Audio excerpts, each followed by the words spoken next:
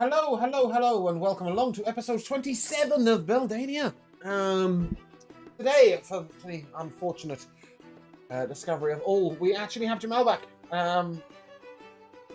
Jamal. Hi guys. You don't have Jamal. No, I'm kidding. Hey guys, it's Jamal here. I'm back playing Kiavo, our Leonin Order of the Scribes wizard. That he is. I have Joe. That one's me. I'm Joe. I play Hennic Littlefield, the halfling farmer and bard, with lots of clattering noises upstairs. Sorry. I have Bruno. Hello, today I am Alessio McPherson, a male human battlemaster fighter lost at sea. I have Josh. Hi, I'm Josh. I will be playing Sebastian Belmont, the human turned swap bodies with a house cat abjuration wizard. And I have Rico. I am Rico, and I'll be playing Torin Goldenbrand, the Dragonborn Paladin. And I'm only just acknowledging quite how obnoxiously orange this t-shirt is.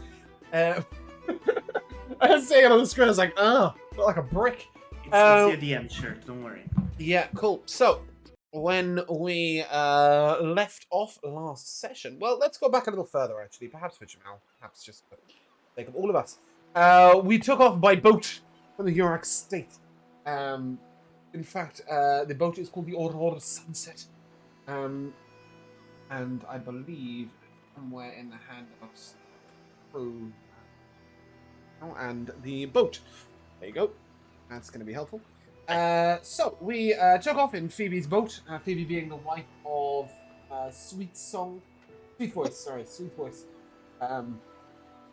The gentleman halfling working on behalf of the Velvet Glove, who believes he's going to die within the next few months, who also sees himself as Hennic's friend, somewhat. Associate friend thing. When we took off from this boat, we made our way across the Grand Lake, otherwise known as Clear Lake. And Clear Lake was named so for a reason. You could see almost perfectly through it to the bottom, where you saw a large rocky landscape, almost mountainous, in the ground as it rose somewhat close to the surface and then very, very deeply below the water. And at the center of the lake, each saw something unbelievable, unusual. As the water swirled round, Phoebe told you that captains prided themselves on how close they could get to the center. Clear Lake. She took you fairly close, which meant that the ship was on a sort of 45-degree angle as you made your way across the swirling whirlpool at the center. And inside the whirlpool, you saw different things. Images of the night sky of a vortex almost into another world.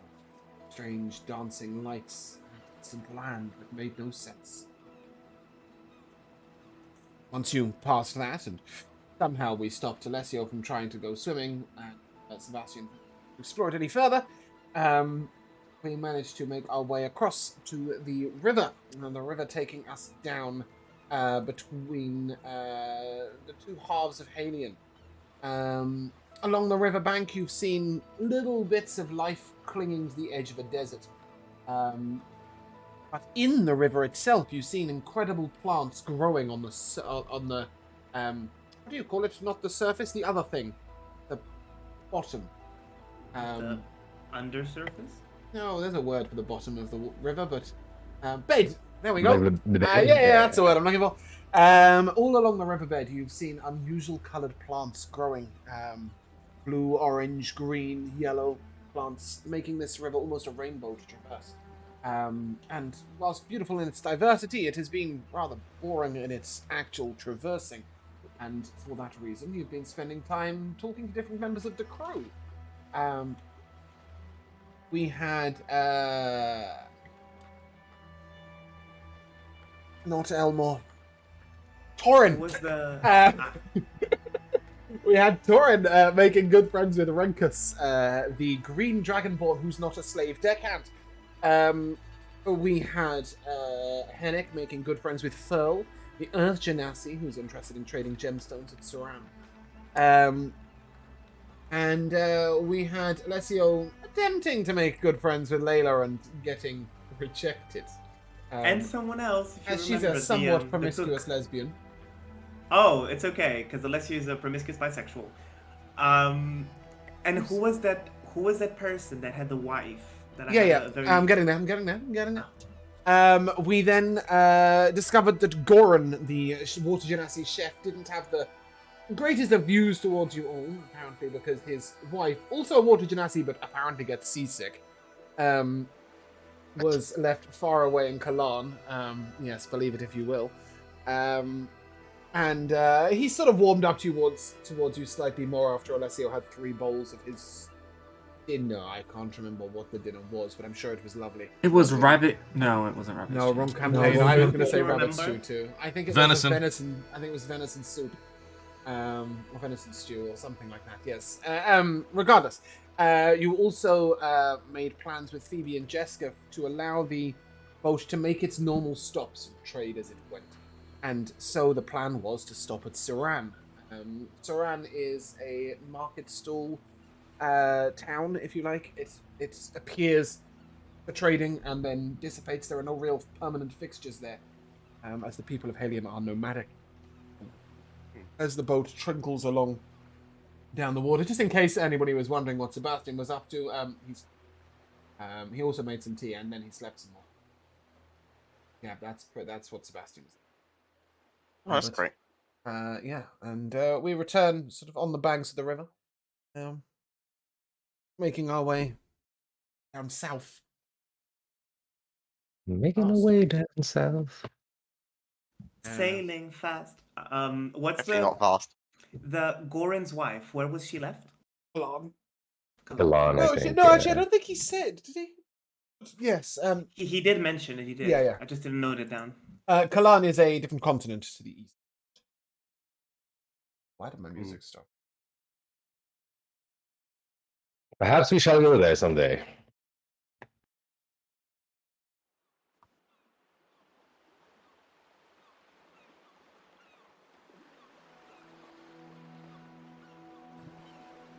What are we doing, guys? It's early morning. Very early morning. We've been traveling The for 2 days. third day. It is now the third day. Third. Okay, so if you guys are okay, I'll start because I think mine's relatively small. Go for it. Unless you're just gonna practice a little bit. He's been away from the battlefield for 3 days. He's starting to get a little bit grumpy, and this is noticeable to you all. The less he fights, the grumpier he gets, because that's what he enjoys. So I'm gonna set up some maybe empty sacks of whatever, so I can do some practicing. Noticing you go through your forms, you see Zandrak sitting a little close. And give me a perception check, Alessia. That is a 19. Nice.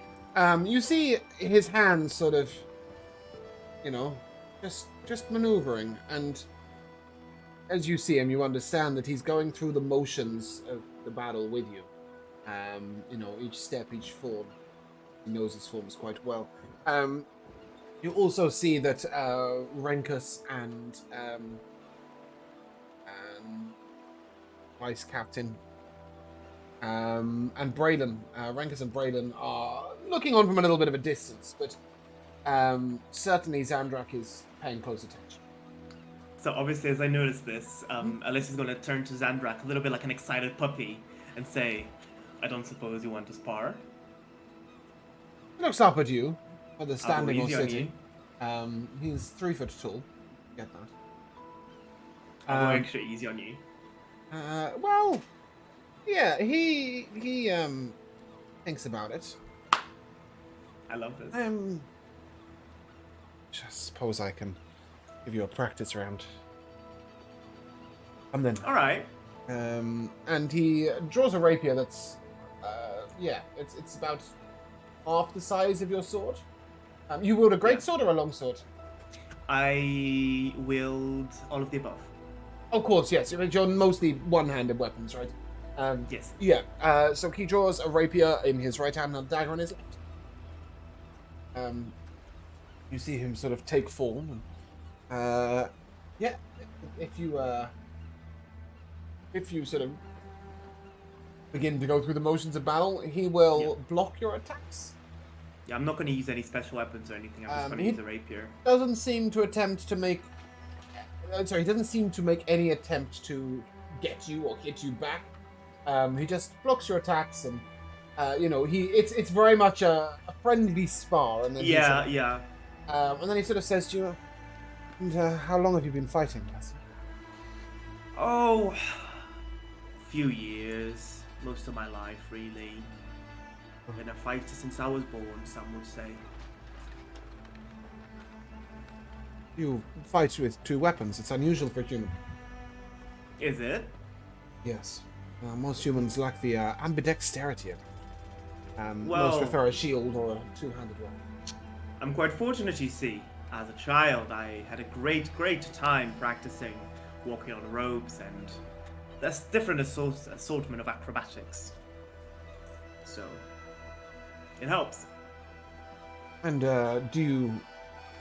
And then he sort of takes a step back, and then he runs up the mast and flips backwards, and turns to his weapons and says, "Do you incorporate acrobatics into your weapons?" Oh, do I? Good sir, oh do I? And I kind of want to repeat what he did, but being Alessia, I want to show off maybe a little bit. So instead of just doing one flip, I'm going to do a double flip. Okay. Go ahead and give me an acrobatics check. Oh, if this goes wrong, this is going to get so bad. Okay, that's wrong. Oh, thank the gods. That's a 16. Yeah, you do so, but the double backflip is quite a high DC. You don't land brilliantly, and one of your weapons is facing the wrong enemy. Sorry, I just woke up. I And, didn't limber up for He this. sort of laughs. And... It'd be useful in combat to keep your enemy on their toes. Indeed. That's what I like to do. Braylon sort of calls out, and why are you holding back, Zandrak? Zandrak sort of smiles, and the crew are a little competitive on my behalf. For the day. Oh, you were holding back, because I was holding back. Perhaps that's as it should be. Well, friendly Indeed. shipmates, after all. I hope that Perhaps we don't... when we do battle together, we will not hold back. Side by side. We'll not hold back. If we do have to fight, though, I hope that we do not. I do not share the same sentiment. If I am not in the battlefield, I consider it a terrible day. That's sad. No, that is my purpose. I wish to fight for what I believe in, which is money. Perhaps you and my wife would get on well. It seems that money drives her, too. Oh, I have gotten on with many a men's wives before. I mean, not that I would do anything smile with out your loud. wife, Sandra. I wish you all the luck in the world. Oh, likewise, good sir, likewise. Thank you for the training. He sort of goes back to sit down, and as he does, you sort of see him look down at his sword, fall into pensive thought. As that happens, Torrent, what are you doing? I think that Torin would probably be very enamored with the Rico, you've moved underwater. You had Wow. perfect sound quality earlier, and now it sounds like... What is happening, man? I don't know. Yes, no, it's Yeah, not beautiful. good. Dragonborn overboard. It's back. It sounds good. Okay. Sorry. Hold on, let me What's just this- check something. It's just you had such spectacular sound quality earlier, and then suddenly it was like... He's a Murdoch, get him! So yeah, I was saying I think that Torin would probably be quite enamored with this new technique that he's learned, and would probably furiously be trying to do the same to the armor that he has commissioned for his friend Hennic. Yeah, so if you remember, you've just got to pick up the main levers for that, because it's Yeah, multiple yeah. levers, but you can at least, keep practicing the technique, etc. Yeah. I like the idea that McPherson is sparring with a sword up above, and Torrin, the other sword user on the boat, is just furiously sewing his rope. I was thinking about it. I was like, oh, it would be nice for him to be out there sparring, but like, no, I think he would actually just be like, oh, this is sick. After a little while, Jessica, the tabaxi, second mate, sort of walks past your door and, Warren, are you around? I am this guy. Rankus mentioned you were doing some work on the sail with him yesterday. I wonder if you might... What was the backup sail, so to speak? Yes, I wonder if you might lend me a quick hand. Oh, certainly. And if you come out, you'll see that she Yeah, I'll is... follow her. Yeah, she is holding out the very sail you were repairing yesterday. But next to it, she's got a sort of picture. If you like. It's a tree. The picture is of a tree. And it's sort of like a maple tree, is the only way I can describe it. It's a little bit like that. But basically, it's a tree from Corman. Okay. And Jessica wants to get it sewn into the spare sail for Phoebe. Oh, how lovely. But she's struggling to work with the two different threads. As Torin looks, it looks like what she's really struggling with is the strength to drive the sail needle through the thick canvas with this different thread. And if you'll give her a hand, she'd be most appreciated. Yeah, no, not to worry. Big, strong dragon bone fingers, and I like hold them up to her face, and like his fingers probably as big as her fucking. Yeah, she sort of holds up her paw. That's got like little claws in it, and she sort of points out at how impractical it is as a sewing tool. What was the check? Leather working check? No, I don't need a check. Oh, okay. It was mostly for the companionship, as she sort of draws you out a little, sews with you for a while, but just a couple of hours, and then sort of leave you to it after a while. She has other duties. But yeah, we'll just leave her on there for a little bit and find out what Sebastian's up to. What time is it? It can be anywhere between 6 a.m. and about 10:30, where the other two are. Then could I come back at a later time? Yeah. 100%. Hennic, what doest thou? Yeah, so do we have like the whole day of steady sailing before we get anywhere? You're expecting to hit Saran at late afternoon. Late 3:30, 4 afternoon. o'clock. Well, I think from pretty early then, because Hennic is an early riser, he would try to get this in, because initially, he's still mindful that he wants to try to make friends with everybody, but it seems to have been going relatively well so far. After we said that they could make their stops and things, so he wants to get all of his growing things situated that he's had in pots on the cart, and so he gets all that stuff set up where to be stable on the ship. The mushroom seeds and then the various other vegetables that he's got in a few different pots. So you're taking And them then, off the cart and placing them on Yeah, the I think ship. so. So I imagine like if there's the sort of little covered area on one side where black radish is, there's a covered area to the other side of the door that goes into the captain's quarters or whatever. There's also deck top, cargo areas. Sure. So you'll find little bits to secure them to, little guide ropes, etc. Yeah, excellent. And then I think just keeping Alessio's horse from chewing on things that he shouldn't be chewing on of my plants, and then attempting to really focus on them for a long period of hours and do the good old 8-hour version of plant growth, and just see, first of all, make sure that my plants are it's a difficult situation to be growing these things on the move, so using that extra bonus to make sure that it at least work, and then hey, if anything funky happens along the river as we go, that's a bonus, but that's magic beyond what Hennic really understands he's capable of. So when you had said, can I cast the 8-hour version out of session? Yeah. I thought that meant it lasted 8 hours. No. I have begun to realize that you mean that you're casting for 8 hours. Yes. Yeah, and you are enriching.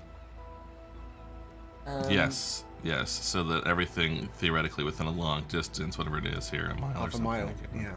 Half a mile, yeah. Well, half mile radius, so yeah, within a mile. Oh, sure. Width to width. But as you're doing this, go ahead and give me a perception check. Sure. And Layla will sort of cool down. What? Who's doing that? Give me a... Yeah, sorry, you're It's still... 15. 15.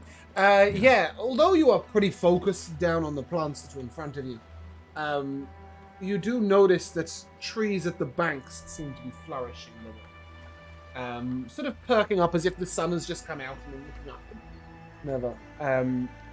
But Layla, who's in the crow's nest, has noticed that the sort of all along the bank, where if you remember as you were going down the river, you were seeing that it was desert land with little bits of plants sort of clinging to the edges of the banks. And now they're flourishing over at the banks. That is not what she's talking about. Remember the bed of the river? Those Right. plants growing in their miraculous different colours.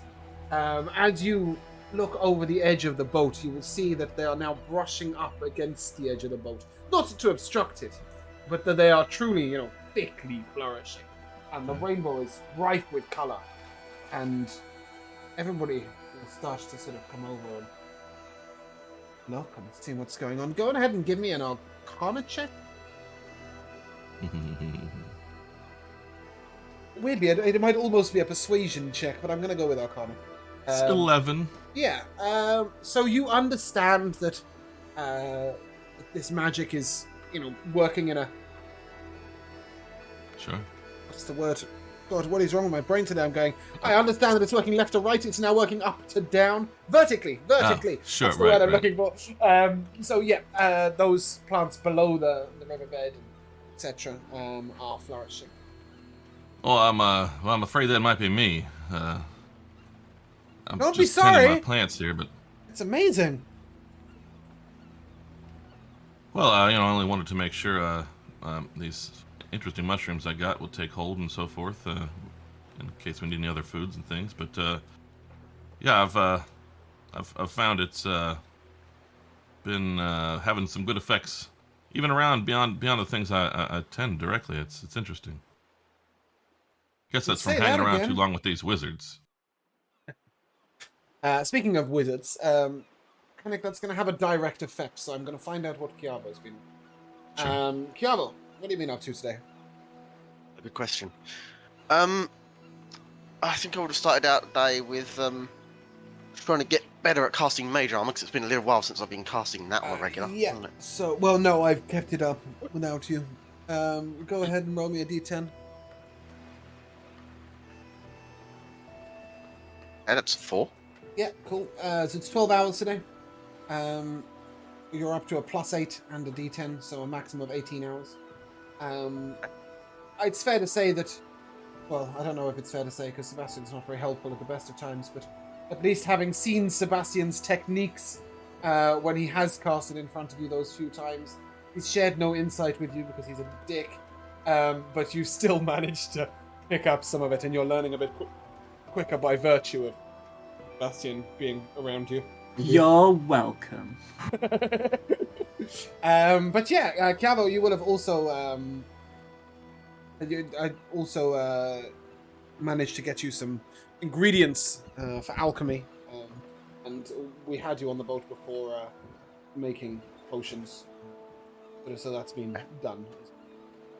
Any good successes so far, or any breakthroughs? Yeah, you handed out your potions that you got through earlier on, but they were greater healing potions.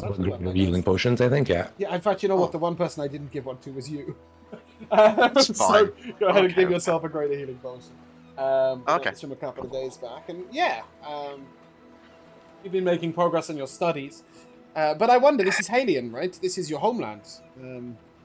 So I wonder how much your attention is below decks and how much of your attention is to the land around.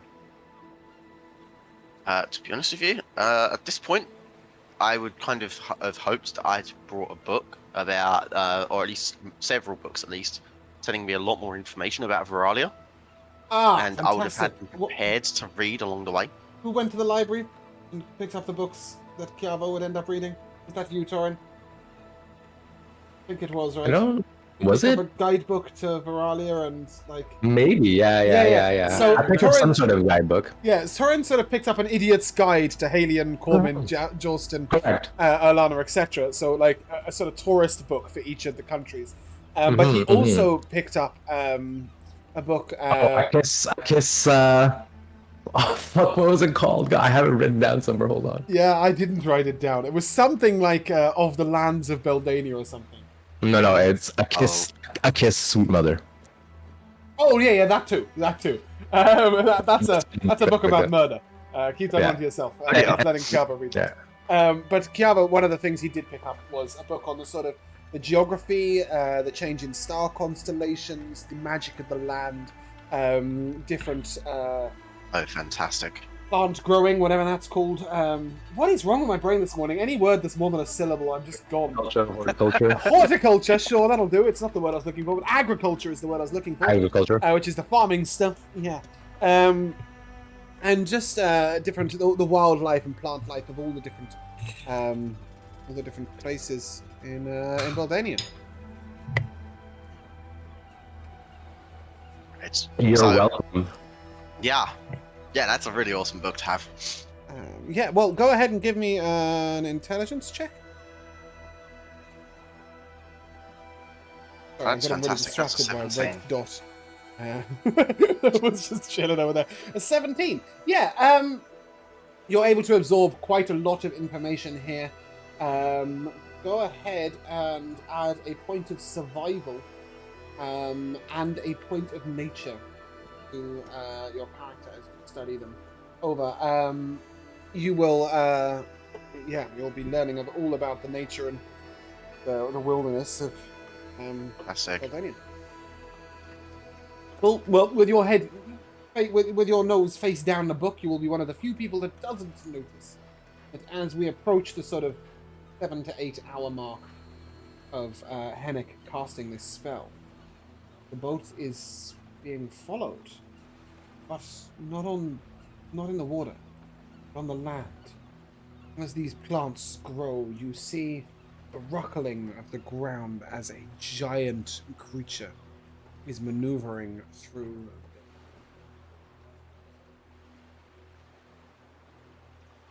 As the boat approaches a small village on the west bank, notice that the large creature, and when I say large, probably 3 or 4 times the length of the boat large, rears up out of the ground and roars at the citizens of this village mightily.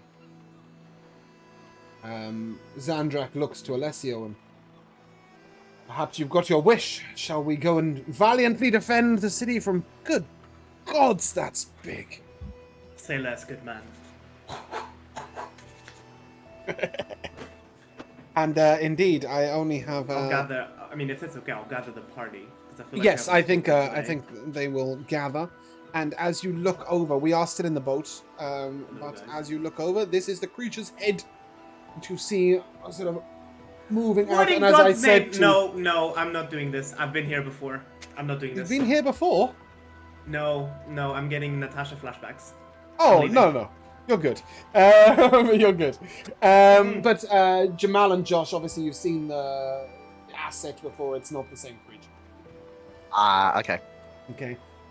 In fact, with your newfound knowledge, as you come to the... this is definitely no demon. As you come to the edge of the boat, please go ahead and give me a nature check, Yavo. Or Kula.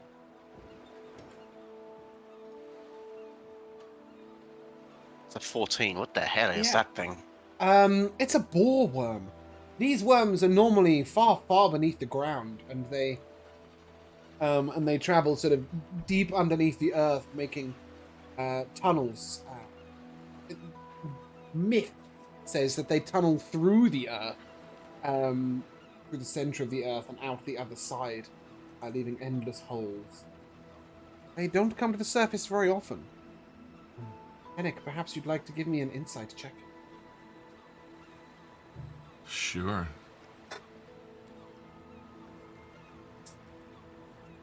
Ooh, 17. Yeah, your growing of plants seems to have affected the tunnels below the earth. Well, a good crop always brings in pests. I certainly didn't intend for this, folks. I'm sorry about that. Yes, you've uprooted him quite literally, and you've grown tree roots into his underground lair.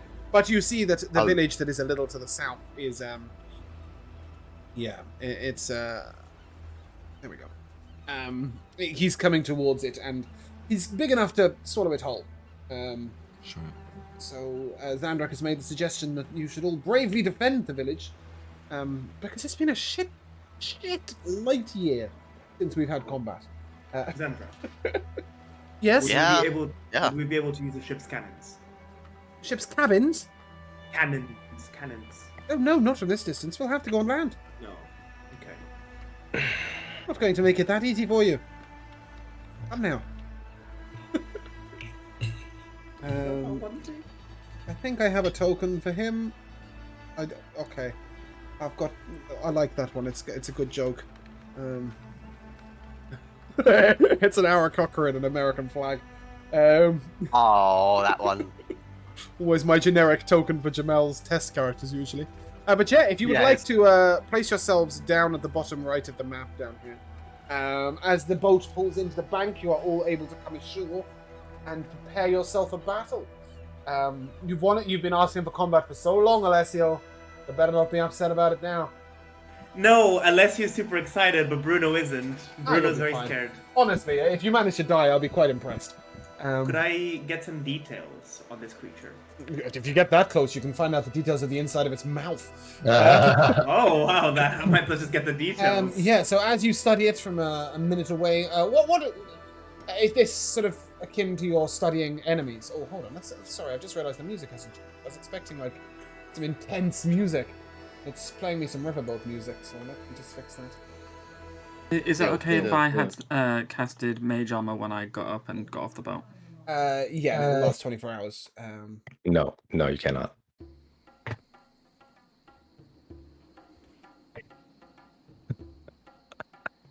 So I may choose 2 characteristics in compared to my own, right?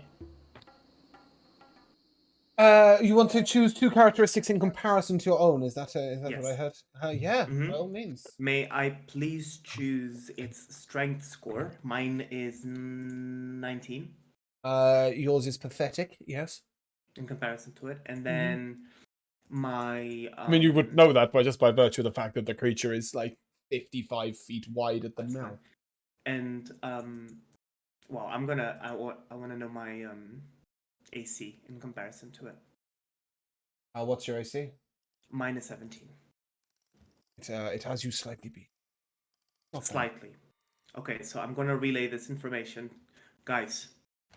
This creature is incredibly strong, but we might be able to strike it with our weapons. I will give you a secondary thing, just because you were looking at it so long. It doesn't appear particularly dexterous. Oh, thank you very much. It definitely moves very slowly around. Although it can move a great distance with its size, it doesn't move very quickly. Sort of left to right, up to down. As you all get to the shore, Xandrak with you. Any preparations before the battle? I come first to. Oh, if you each want to roll the initiative, actually, I'll just go through a round of initiative without the enemy. No attacks on the enemy in your preparation round, please. Just if you have anything that you wish to use yourself or any allies. Cool. Alessio and Torin, are either of those natural 20s? No, mine is a dirty 20. And your dex is? Mine is 19. Torin goes first. Yeah, I thought that was the case. It's just, I think you've got a higher plus to initiative. So D&D That's possible, actually. D&D Beyond has calculated it differently. Yeah, you probably got a +9, haven't you? Because of my +5. now. Yeah. Right. He's got his +5. But that's fine. So yeah, I'll come first to Torin. Any preparation before the battle? Well, I wish that Torin could just summon fucking Tamarind out of thin air, but it takes 10 minutes to cast Fine Steed, so... Is it? Yeah.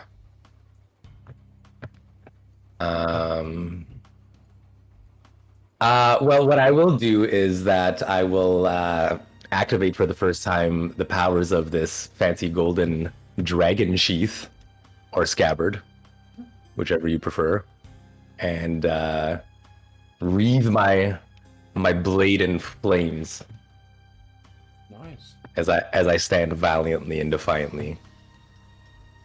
Oh, that's pretty epic.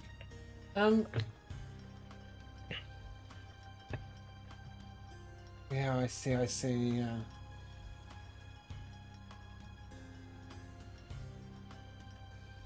Right. So you would have to cast the spell again. You can dismiss it as Yeah. an action. But you can't Yes, summon like it back. in an immediate. Well, that's kind No, of shitty. yeah, Well, yeah. maybe you should practice that A little next time bit. you're on land and see whether you can work on a way of getting that. Like call a little faster, just give a little like sharp whistle, and then Yep. he just like materializes. Yeah, that'd be Yeah, cool. we'll work on that later. But I think, as it's the first time we've seen the issue, it's fair to say that that's. No, it's not really an issue. It's just something Well, that no, I I mean, you know. it would be nice to have it going a bit more quickly. Alessio, any preparation before the fight? Certainly not as interesting as Torin. I'm just going to equip a hand axe of teleportification on my offhand, and I'm gonna go with I think a rapier on my main hand. Okay. Jordan and Alessio, do you wish to get a bit closer? Yeah, actually, I can take a couple of steps here. If Thank we you. put you we put the two of you sort of here. Zandrak will stand yeah, slightly to your left. That's okay. I'd rather if we didn't group up all in the same spot. Just Well, this is going to be where you start your turn from with Yeah, movement yeah. speed, We're gonna Next turn. right? 'Cause Split up at some you're point. going to get another turn to move from there. See what I mean? okay. Yeah. Cool. Hennic. Since it's kind of a fake first round, can I have heroism to the two of those at touch range before they ran away? Yeah, 100%. Thank you. Okay, Hennic. so I will Thank you. cast heroism on the two of you, and also for When you upcast it, Uh, it still stays as 4 temp HP though, right? correct. Yeah, cool. Whatever Just the double-checking, yeah. normal is. It's 4. Yeah, spellcasting mod. Yeah, so which is still 4. Yes, and also that's regular action. Yeah, so bonus action. I will also give. Well, Alessio, you've been waiting for this. You want to get a pest like this real fast before it takes root in the land. So Aye. bardic inspiration on him as well. Oh, Torin. Hennic. Sebastian. Same, bruh. And Sebastian and Calvo, you'd both have mage armor up already.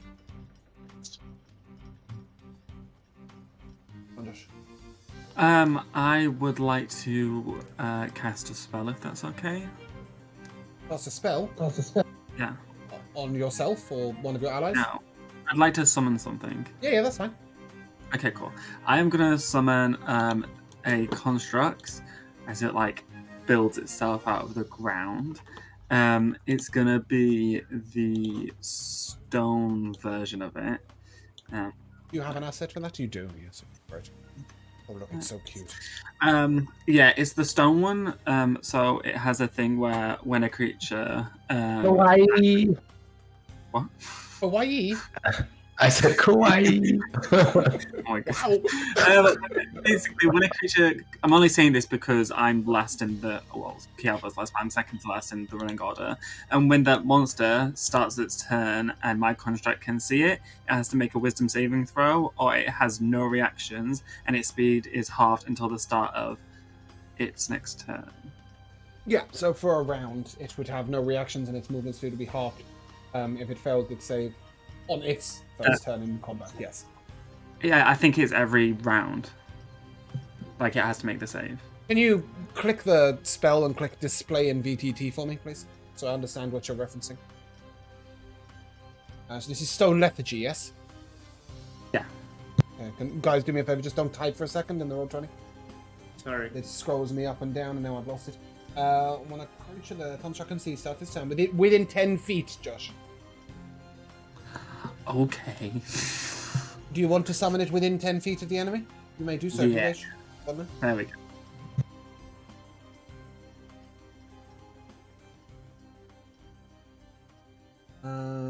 The construct can force it. Yeah, cool. There you go. Fantastic. Any bonus action from you? No. Then Kiavo, I'll come to you. Preparations.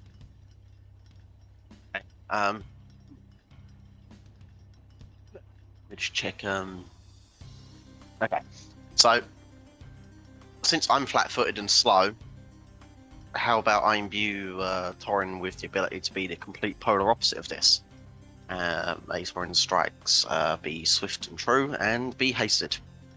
Oh, so haste on Torin, any bonus action from you? Yeah, actually, what I'm going to do is I'm going to actually make use of this thing for the first time. Do we have a manifestation, a representation of Theseus? We do.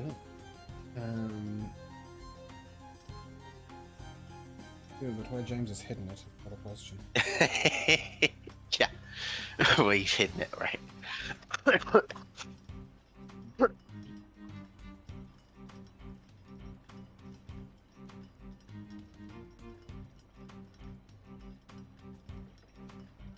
Where is it? Thought I had a book with legs. Apparently I don't. Thought I had it. A candle. Be fine for now. He'll just be a floating candle as his spirit. No, I'll give you the homunculus servant. Actually, yeah, basically Navi.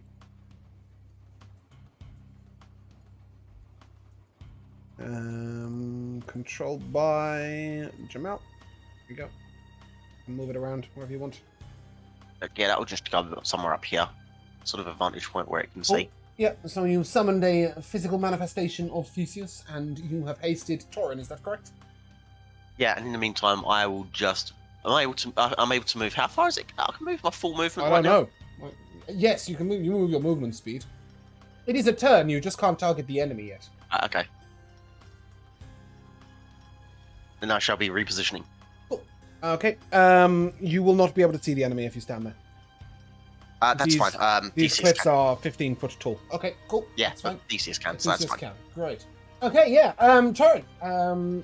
As you have ridden into battle, you'll feel yourself being sort of powered up by Chiavo and by Hennic, as you are given the effects of heroism and also the effects of haste.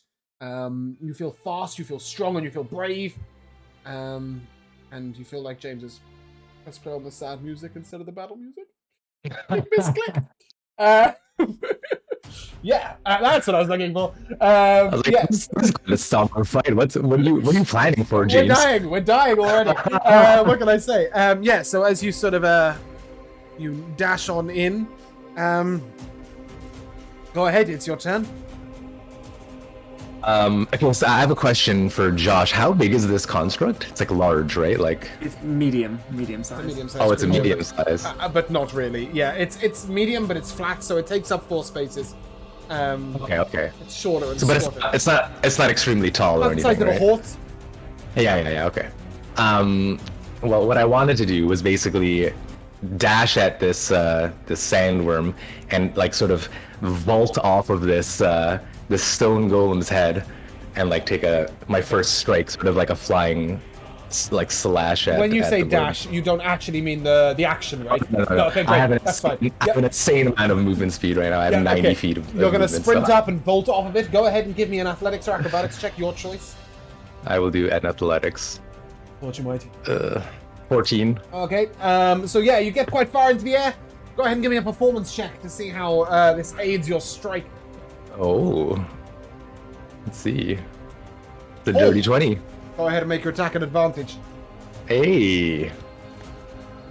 I will also pump a level 1 smite into Let's this. see if you hit first, obviously, right? This attack. Ooh, 17. That's what I told you to see That if you hit. might be- That will miss. As you sort of, it doesn't miss, but you leap off, and as you vault down and you bring your sword down, you catch an armor plating, and this horrible sort of nail on blackboard sound comes out as your sword just sort of runs alongside it and does nothing. As you land, go ahead and take your other attacks if you wish. I will take... Yeah, so I'll take my second attack with the sword. That'll be a 19 to hit. That'll hit. Okay. So that'll be 19. He's not a fiend. No, sorry. So 15 damage, and then I'll roll the 2d8 for my first level smite. Yep. Whoa. Nice. Another 15. Yeah, your radiant damage sort of, as your weapon plunders in, you caught between the plates. And, you feel the creature sort of shudder at the strike of this weapon. None of your attacks are super effective, but they're definitely effective. Good. And then obviously in my games with haste, you have a second round of attacks. Yes. So, like a full second round, not even just like a single You can attack. attack twice, yeah. You get a full, like, if your attack says you attack twice, you get 2 attacks. That's why haste on Paladin big strong. Interesting. Because, okay. Let me think about this, because I wanted to do something here. And I can probably still do it. And even then, Alessio, I'm not sure it's better to haste you than Torin, because he can smite 4 times. Which is pretty crazy. Yeah. You can do something else with your second action. by all means. So I actually just recently realized that I can supplement a breath attack for one of my attacks in like a multi-attack round. Yeah. Whereas I think before you could only breath attack or Have you two breath attacked attacks. in the last 2 levels? Because I thought No, you not were breath really. attacking when you only had 1 attack. Yeah. Yeah. I haven't breath attacked in a while, which is why I wanted to. But Yeah, cool. Go ahead. I mean, if I'm getting an extra 2 attacks, I'm gonna definitely take them with. So you can the take old 1 sword. attack on 1 breath because you're supplementing an attack, right? That is true. Well, I missed miserably with that first Yeah, this attack. creature's well armored. You know, again, you just sort of can't quite get into that gap. It's thrashing around like a dick as well, which really isn't very helpful. Yeah. So in my anger of missing, I'm going to blow some fire on him. Just like Is that a let dex out a save? huge. Yes, it's a dex save. He is incapable of making a dexterity saving throw. Well then, he just I did takes say he 2d10. wasn't very dexterous. This is gonna get really fun. Yeah, he cannot make a dex save. So that's 9 fire damage, yeah? No, it's 10. It's 10. For some reason, it only rolled 1d10. It's Oh, but you 2d10 rolled a at this 1 on the second. Big sad. Yeah. Yeah, big sad. cool. Big sad. So as you sort of, its scales sort of glow in heat, and you notice that before they were almost a pale blue. It doesn't like that. It doesn't like that at all. Good. It's not super effective, but you get the impression that perhaps if it was cold, it would have done nothing. Okay. Okay. Ooh, also, sorry, I just realized. Tack another damage onto a single radiant damage onto the sword not attack that I undead. did. No, that's from the sheath. The sheath, yeah, it's 1 damage against all undeads, isn't it? Or is it? Oh no, it's 1. No, my sword does 1d8 against undead additional yeah, damage, sheath. but Yeah, you're right. the sheath is just like It's just the 1 radiant damage. Yeah, cool. Yeah. Okay, fantastic. You haven't and I'm just actually gonna used a move- bonus action yet. I know, but I don't really have. I mean, do I? I don't know. You can compel it to a duel or something, can't you? Or shield of faith yourself or something. I suppose I could. I kind of want to spend these. You could have used Okay. divine favor and power your attacks. No, I'm good. I'm gonna move a little bit around our friend this here, spell slots. sticking close to him though. Yeah. Cool. And that's it. Fantastic. As you see Torin sort of vault over the construct and make his attacks, and many of his sword blows repelled by the grand armor of this creature. Alessio, you're up. If I stand here, will you allow me to flank with Torin? I will say that this creature is equally armored from all sides. I think it's impossible to flank something this big. No worries. I'm gonna start by utilizing a Battlemaster maneuver to quick toss my hand axe of teleportification. Great. Is that a bonus action, yeah? That is a bonus action, so that's a 15. Am I allowed to use Bardic Inspiration on this? You can use Bardic Yeah. Inspiration on any attack roll or saving throw that you wish. Or ability check. Oh, this is 16, unfortunately. 16. So although it will miss, you'll still be teleported to it. Oh, Because that's lovely. Yeah, I mean that's how it works, right? When it lands, you teleport. So yeah, the axe sort of stops in the sand, having hit the creature and bounced off its armored plate. It stops in the sand, sort of point down, and as you teleport to it, your hand is again gripping the hand axe in your other hand. You can let it go if you wish, but when you arrive, you're holding it, because that's how teleporting works. No problem. I'll begin striking with my rapier. Cool. 19 to hit. Yep. That is This one's sort of skewering between the armored plates. 6 damage. Nice. And from second attack. Unfortunately, that's a 14. That'll miss. That's pretty bad. So what I'm going to do is I am going to utilize a Battle Master maneuver to add a superiority die to my AC. What? So this is the maneuver. I'm trying to find the name. There's a Battle Master maneuver that when I move in a turn, I'm allowed to utilize one of my superiority dice Evasive to add footwork. it to my AC. Yes, only for that turn. Yeah, sorry. There's two. One which, if you hit, you can add your armor class. You can add your damage to the armor class, and one that's evasive footwork. So that's why I was confused. And I'm going to move back and provoke an attack of opportunity. Okay. He does nothing. Is that an attack? Doesn't attack. Oh, it's a bit smarter than I thought then. Great. I mean, I literally have all of my movements. Just shuffle back forward again. Okay, cool. Yeah, I'm gonna go forward. I'm gonna action surge. And go ahead and give me an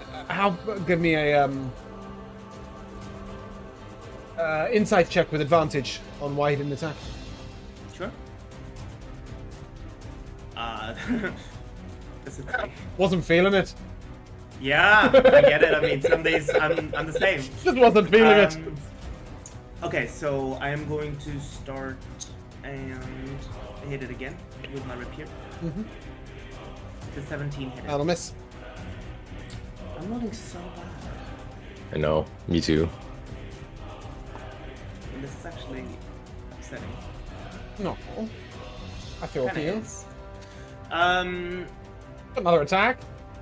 Yeah, I mean that's all I can do, isn't it? Yeah, but that. Oh, well, you did. is this You serious? did take a fight on him, so yeah. Is this That's- actually serious? Life goes on. You missed. I missed every single one of my attacks No, you This didn't. isn't You even hit funny. once. You did 6 damage. out of 6 attacks. Oh. Yeah. You had 6 Does that attacks? conclude your turn? No, 4 No. attacks.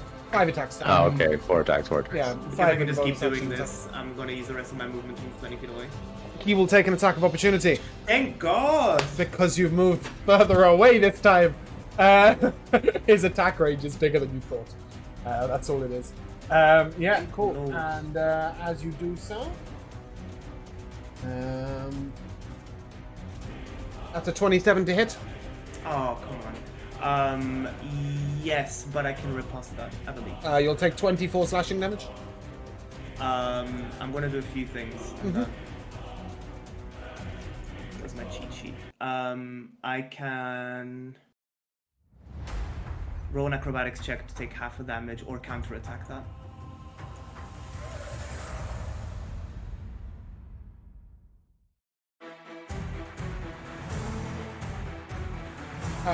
I don't know what you're doing. Acrobatics Though. check. I'm gonna post it in the chat now. Okay, Sorry. what's the, I had to find it. Yeah.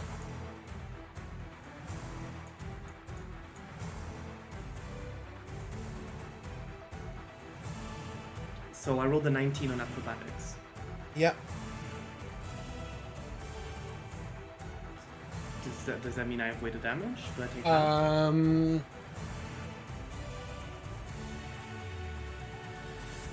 Roll an acrobatics check or save to avoid damage. It doesn't really state what the DC is.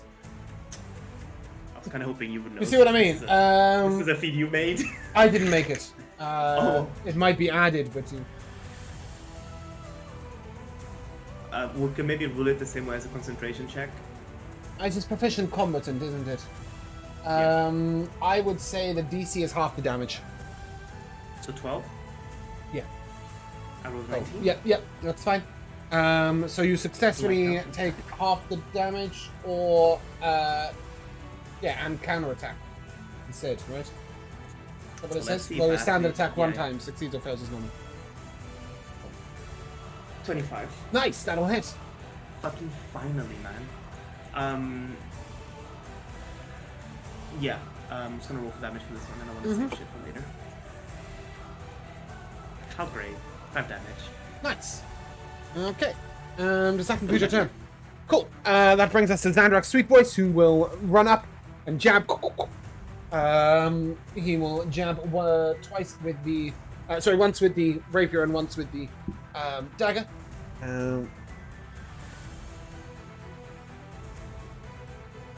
He will hit once. For 5 piercing damage. And then he will sort of duck in behind this construct. Hennic, you're up. Did I hear while I was reading a minute ago that cold damage would not be effective? You did. I hit it with fire, and it sort of, yeah. It didn't like the fire, but you could see that it had like ice in its scales from deep below the ground. So yes, you think that cold will do nothing. I didn't think that would affect you of all people. Oh, you have a wand, don't you? Yeah, I have the Wand of Winter that I haven't got to use yet. Oh, and it has all these things Sorry, I was dude. gonna do. No, it's alright. No problem. I'm just gonna yell out at it. What kind of overgrown grub doesn't like a few roots in its tunnel? And it shall make a Wisdom saving throw for vicious mouth. That's a 14. I think that. What the hell's my DC these Gotta be a days? fail. It's gotta be a fail. Yeah, it's got to be a fail at this point, yeah. The proficiency bonus should be enough to guarantee that. Yeah. So he takes no psychic damage, I'm afraid. So be it. He's too stupid. Don't worry, he's just immune to all the damage I can do. No, he's just too stupid. The psychic damage. But he will have disadvantage on his next attack. Cool. Alright, that's what I got. No bonus action for me? I mean, I guess I can inspire somebody, but Okay. I was gonna say don't in have to. case I need to save someone's life with it. No, I'm just qualifying. You don't want to use a bonus action. Yeah, I don't think so. This goes. Right. Okay. Yes, you realize that telekinetically shoving this guy might do absolutely nothing. Yeah, Right. cool. The creature is going to turn and bite at Torin.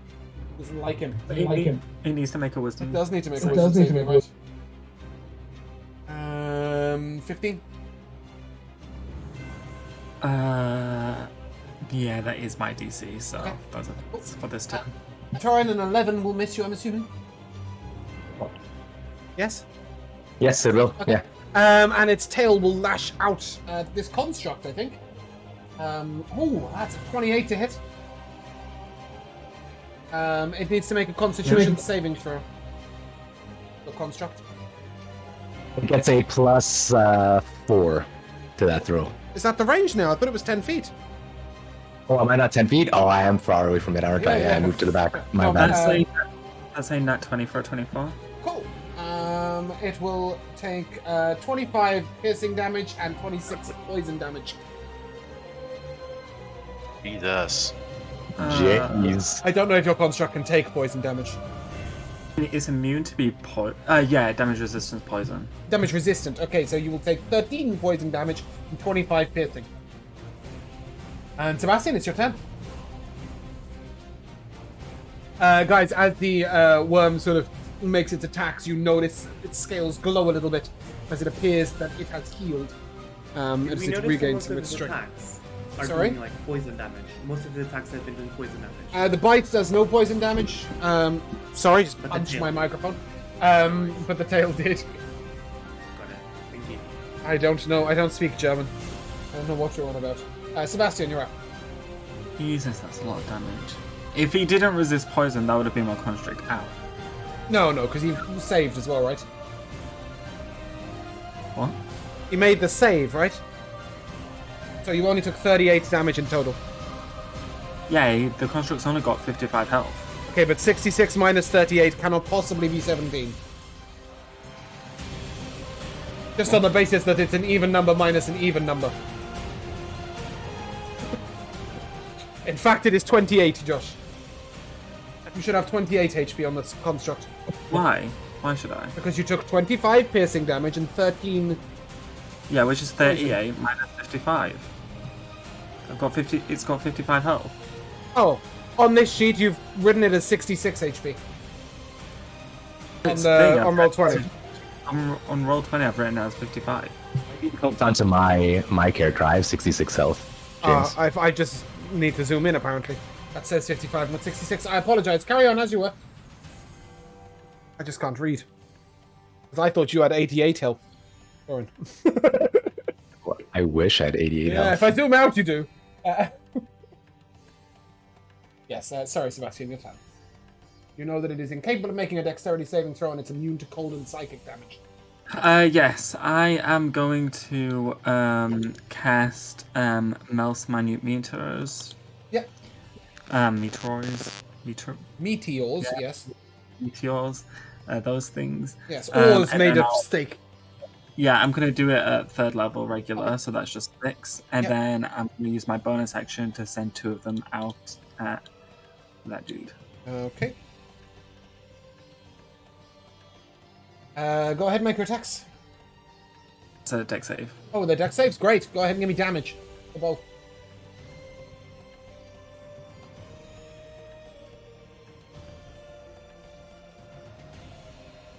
That's 10. Mhm. And 7.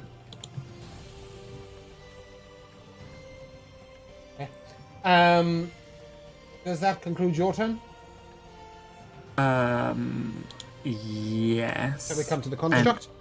Yes, which will multi-attack.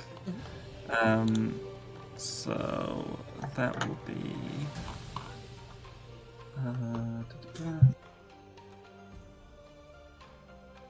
19 to hit. 19 will hit. That's 10 bludgeoning damage. Mhm. And a 21 to hit. Nice. That's how you do it, Alessio. Just get good. Should I haste this construct? That's a 5 damage. Yeah, cool. Does that conclude you? It and everything else? Thiago. Yeah, I think so. Right, it's around to me, huh? So, Immune to cold, immune to psychic. Can't make a dex save. yeah, sorry, there's one moment here that was still just going through my head. It's like 51 damage in one attack. No, 77. Was the attack, not the 70. damage on the attack. Yeah. Wait, was that supposed to be 52 on it? Oh my. 52 on the poison and 25 on the attack. That's all right. just a chaser. That's alright, it could have been 72. Anyway, go on. That's better. Immune to psychic, immune to cold. Can't make a dex save. Go ahead and do something. Well, that's fucking terrifying from the damage that was dealt with that. Shut up and attack it. Okay. Yeah. It's Yeah. you it's attacking. I know. I'm keeping far away. Holy shit. Yeah. So, let's have Theseus do some magic, yeah? Mm-hmm. Yeah, let's shuffle Theseus along over here, and I'll make use of my advantage point to see from his position. And he shall cast a spell for me, because he can do that. Only a handful of times, mind you, but he shall cast at this worm for me, lightning bolt. Lightning bolt, cool. Can't make a dex save. Go ahead and give me damage. The 4th level. Yep. So it cannot make the dex save. Just So it's going to be the full damage of 32 lightning damage. Nice. It crackles in, and you see a sort of the whole body shudder a little bit as the lightning shocks into it. Any bonus action from you? It required the bonus action to actually cast Right, that. cool. From That's his you done then, position, yeah? I think. Not quite yet. Action, bonus action. 10, 15, 20, 25, 30. Oh. You're in the 35. Grand Tour, eh? Okay. Of course you Yeah. want to go there just because that is the one place that we can't see you. Well, I was planning on repositioning around there all along, so, you know. Cool. But yeah. Yeah, that'll be Okay. me for now. Oh, sorry, I'm trying to position so that I can get Hennic and Chiavo and the turn order and all the enemies into the battle. Cool. And that concludes you. Thorin, you're up. Just gonna rip into a furious melee of blows, trying to desperately down this thing. Yep. First one will miss. Yes, Second one will hit. it will. And I'm gonna throw a second level smite into that. Nice. So Yeah, I've got it. Sorry. yeah, it's a 22. Yeah, Yep. and then 23. second round of attacks. Was And it the one 23? radiant. Oh, they one radiant. Thank you. I got you. 15 A will miss, third I'm afraid. miss. Yeah, yep. And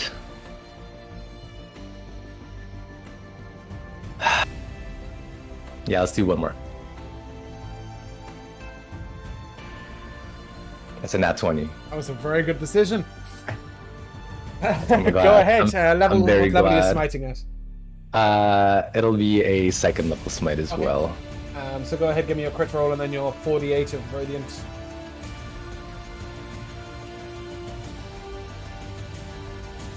Did it calculate the two?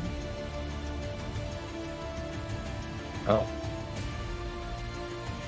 How are you in crits in Beldania? I don't even remember, James. Just Is a it standard. straight standard roll. crits? Yeah, so just Okay. roll me an extra d8, and then roll me your. Oh, Sorry, works. that just came That's out fine, of that's the 8. fine. And then so that's 1, 2, 16, 3, 4, 17, 5, yep. 6. That's Why 17. Oh, because you rolled at second level. Yep, sorry. Yep. So that is 17 plus 17, 34 damage. It is wounded. Nice. Nice. Okay, it looks really stupid when I mark it with the wounded, so I'm not going to. Yep. Does that conclude your turn? You know what? Seeing how effective its blow was against the construct, I think Torin will put up Shield of Faith as a bonus action on this turn. Okay, cool.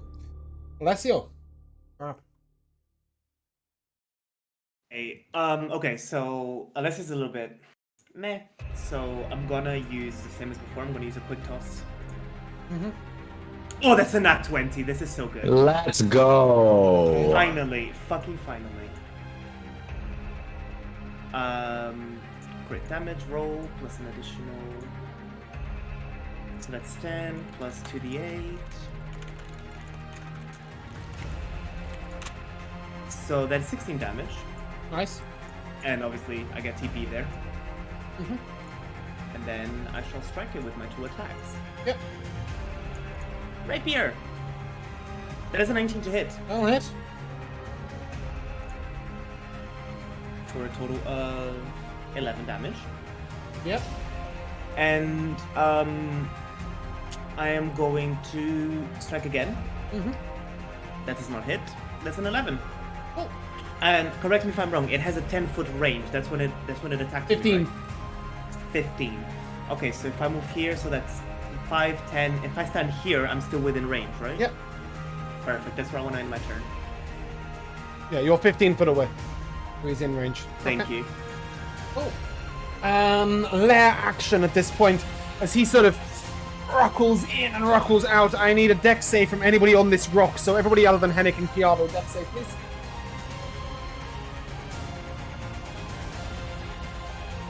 Ready, my turn order is blocking my dice roller.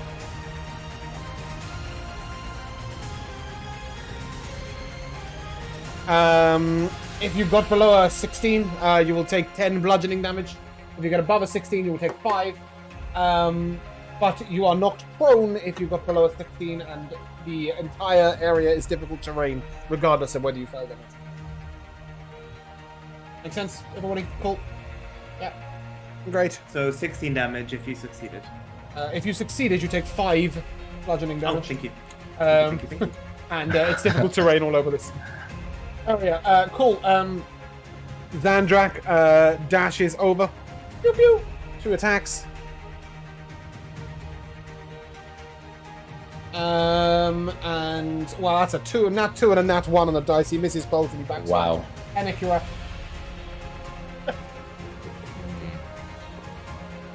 I've had a long time, and I came up with plans, and none of them are very good. So, one question: if I'm like next to this stuff, like if I were next to the rock, but like not by the stairs, could I not see people who are up on the rock? I'm very short. Yeah, you just need to walk up the stairs, but you can walk up and back down within your turn. Yeah, but I can't like hang out somewhere next to it and still be able to see them if I need to. So Yeah. It's 15 foot tall, this rock. yeah, well, I'm just gonna risk being on the rock. Yeah, bear in mind, we're calling it a rock, like it's got nice stairs and everything. It's not actually what the effect of this is like. It's where it bored out the ground. This is the raised earth around where it came out the ground. Sure. Yeah, all right. Well, all right. I'm gonna come to there, and Yep. that idea won't work. So I'm just gonna throw a rock at it. Right? What happens? I love that. There's my throwing a rock. There's my throwing a rock. For a 15, I'm obviously not gonna do anything. Glances off And of I its shall. armored scales and bounces wide. And my inspiration is at 60 feet. I can do that. Yeah. So I will inspire Torin with his hit with another one of those blasts of light. That's what we need. That's Yep. what I got. Okay. That brings us to its turn. Again, you see it sort of its body shudder as it heals. And then it will turn to Torin and make its bite not at disadvantage this time. So that's a 23. That is my AC, but I do have. Why? Yeah, I have had +2 from haste and then +2 from shield of faith. Okay, yeah, we'll give you that. Yeah. But I do have a trusty ring of shield, Oh, you do. and so I will activate that shield. As your For this turn. as the sort of blue light shimmers in front of you, its strike does nothing, and it will instead whip its tail round at Alessio. Oh, that's a 12 to hit. That's gonna miss. I riposte! I riposte! Nice, I like that. Go ahead. Sorry. I'm just so excited to The riposte. chance that it missed was pretty slim. Oh gosh. Oh, That's a 20, a dirty 20 hit. Okay. Once per day, once I hit one of my hits, I can make it a critical hit. It's gonna be this one. okay. Yeah. And I'm gonna roll. So that's the damage for the sword. 17 damage. Okay. And an additional 2d8. Okay. Oh, no, not that. Not that. Oh, 17 plus 8. Nice. For a total of 25 damage. I'm so happy, thank you. Oh, Sebastian, you're up. I am going to cast Ataxia on my constructs at the 2nd level. Yep. Please, healing word.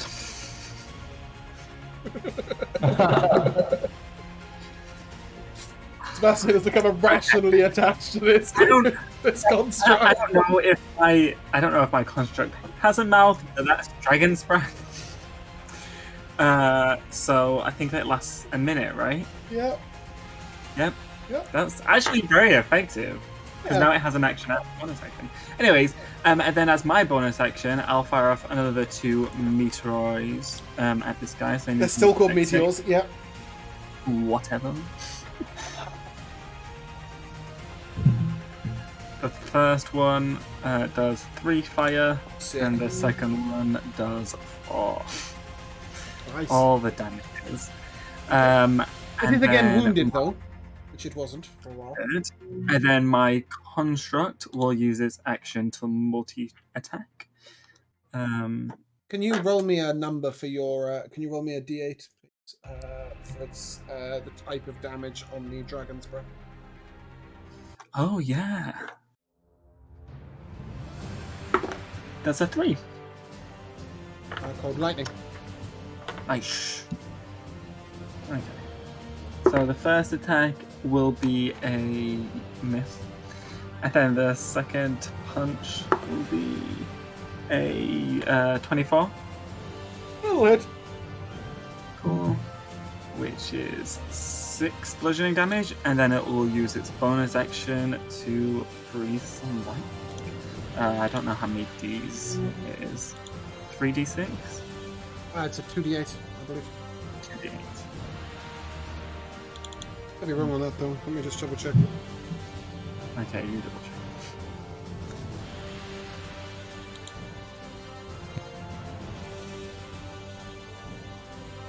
I found the strangest website ever. Like, what is this? I clicked on it and it's giving me a fucking description of it. Random spot. It's 3d6. 3d6, okay, burning hands. Yeah. Nice, that's 12 lightning damage. Okay, cool. Kiavo, you're up. Right.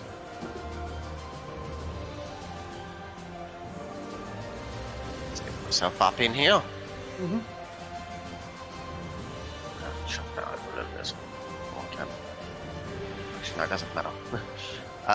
Right, so, did we ascertain it had any other weaknesses, or was it just It doesn't that seem it's, to have we any just know weaknesses. it's resistant to cold, and that was it? So far it seems to be immune to fire and psychic. Ah, Cold. right. You made it cold or something. It's like- Then in that case, I will just continue what I know works, and third level lightning bolt. Oh, Let's damage, please. let's have this bolt crash into the scales, dealing 26 damage. Nice. Big strike. Doesn't like that. It's not the worst in the world. And that includes your bonus action, right? That didn't include my bonus action. Oh, okay. Was that from you? Yes, it was. Okay, great. That was just from me. Yeah. Okay. But I have no bonus action to speak of at this moment, so that will be me. Includes you. Torin, you're up. Corin is gonna do pretty much the same. Bang, bang, bang, bang. Not the same Bang, as bang, bang. Kiavo, I assume. No, not the same as Cap. It's same as 21 will before. hit? 21 will hit for 13. Mhm. 16 will miss likely. Got Bardic Inspiration if you need it. Oh, Yep. maybe I'll Go use ahead, one use of it. that in a second. You Yeah. can use it on that one if you want. Okay, well, let me roll damage for this third one that hit.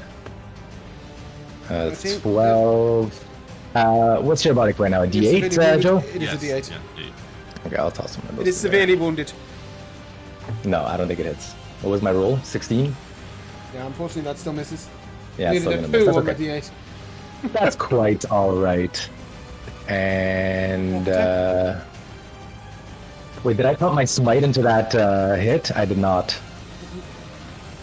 You have not smitted yet. That's a Well, that's a 17. fucking smite in it. Yeah. And...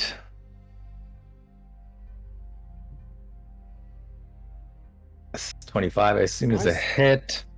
That is. Yeah. And I don't have any more second level slots to speak of, but I do have first level slots, Nice. so... Damn, an additional 3 radiant. Nice. And then one on all 3 hits, so an additional 3 damage. Yeah, I added the total. 1 each time. Wicked, Yeah. wicked. Alessio, you're up. What did you Okay. call this, yo? Let us hope. Let us hope. 5, 10, 15. So I'm gonna move 10 feet and I'm gonna try and strike it. 1. Ooh, that is a 21 to hit. That'll hit. Let's go. 10 damage. Nice. And that does not hit. I'm gonna move away from it, out of its range. Mhm. Does it want an attack of opportunity on No. little old me? No. It No doesn't. for that. Oh, okay, darling. Okay, that's my turn. Cool. Lair action. Every one of you make a strength save, please. My absolute favorites. Wow. DC 18. If you got below an 18, you are... so, actually, I'm just going to go one by one. Hennic. I got a 19 because I rolled a nat 20. Nice. Congratulations. Kiavo. 18. Oh. Sebastian. Shocker, I know. Got an 8 and my construct got a 21. Okay. You are pulled in to its circle, and you are stunned until the end of your next turn. Yeah. You're stunned until the end of your... Is that what I mean? Yes, it is what I mean. Corin. 9. You are also pulled in and stunned until the end of your next turn. Alessio. I did get a 16, 16. I see that, yep. You are pulled in and stunned until the end of your next turn. And the construct got what? 21. 21. Okay, on a successful save, you take no damage. On a failed save, Oh, I've rolled a 44. I didn't want to do that. Bear with me a second. On a Oh my failed god, I save, thought you you take said 19. 44th. No. On a failed save, you take 19 bludgeoning damage as you are yanked in. Sebastian, concentration check, please. Oh, Sebastian. I've just noticed something. You're concentrating on 2 spells at once right now. Am I? Elves, mining meteors is not a concentration spell. Meters. I think it is. Wait, is it? Oh fuck, it is. It's okay, it's fine for now, but in general, yeah, I will take concentration check for the construct. I'm ignoring the meteors. I'm just assuming you summoned them and they, for some reason they stuck around. Just like spinning around his head. Yeah, no idea. That's a 16. Oh, I've got construct advantage still. though, right? Doesn't matter. Construct still. You needed the 10. Cool. So that's that. That's lair action done. Zandrak will duck around. No, he won't. No, he won't. Absolute rubbish. He's just as stunned as the others. Hennic, you succeeded. As you see the ground sort of crumble in towards him, you're able to just sort of stand strong at the back. Right. It's your turn. Yeah. Awesome. If I move... Oh, that's wrong tool. Hold on a second. If I move a little bit to get a slightly better angle, and then I attempt to pull Sebastian back, Cool. he will Love go. it. He will go away from it. Yeah. Yep. Like, okay, good. And then so that's my bonus action, as long as Sebastian wants to be pulled back, which I assume he does. And then I will. My turn order is really bad on some things I could try to do here. So I shall just try the old another thing he'll be good at. I'll try a shatter at 3rd level. Okay. I mean, I don't know if I need to really put the thing out because it can easily hit only him. He succeeds It's a in the con save. save. Yeah. He's Naturally. Do you want to course. give me the damage? Yeah. 29 on the con save. No, I mean I knew, but like I don't have anything Yeah, else I know, that I know. can hurt him. So Yeah. I mean, And you to maybe be fair, throw a rock. 7 thunder is more than missing with a rock, right? So right, yeah, exactly. it makes perfect sense. Understood. He doesn't like that. He doesn't like the thundery sound. Pissed him off. Does that conclude your turn? Yes, it does. Everything. I Okay. And I'm afraid that don't say. Torin and Alessio both stunned. Torin, you would lose concentration on your Shield of Faith if you're stunned. That's correct. He's making his Wisdom save. 13. What does that mean? He's got no That's reaction. a No reaction. fail. His movement speed is half. Yeah, let me just double check. Ruining Alessio's plans here. Taking away its reactions. Yeah, no reactions and its speed is halved. Okay, Yeah. cool. So it will sting with advantage. That's a 22 to hit Torin. That does it. I need a Constitution saving throw, please. I would like to silvery barbs that. Oh, Ooh. what a silvery barbs! That's an 11 to hit. It's like frozen, like, ugh. Yeah, beautiful. Who's getting advantage? Well, they're gonna still be stunned, yeah.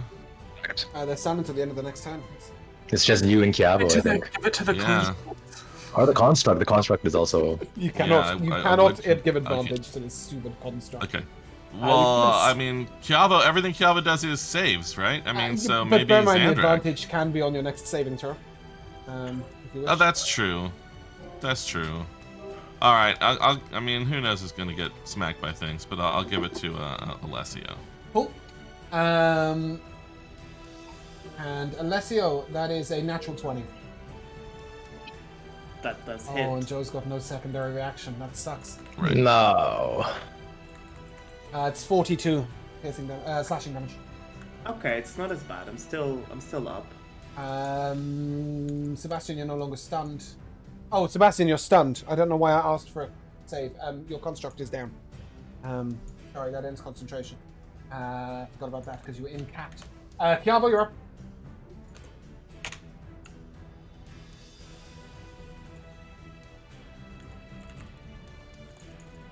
Jamal.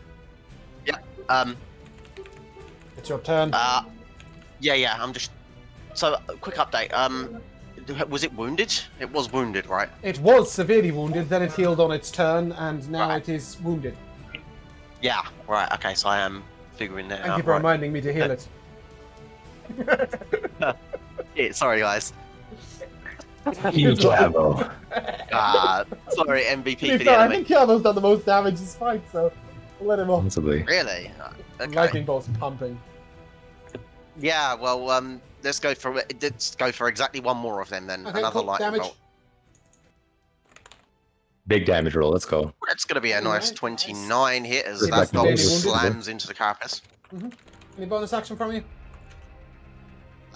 That'll be a no. I Okay. don't think I can. Torin, you're stunned. Alessio, you're stunned. I am. Now you're no longer stunned. Lair action.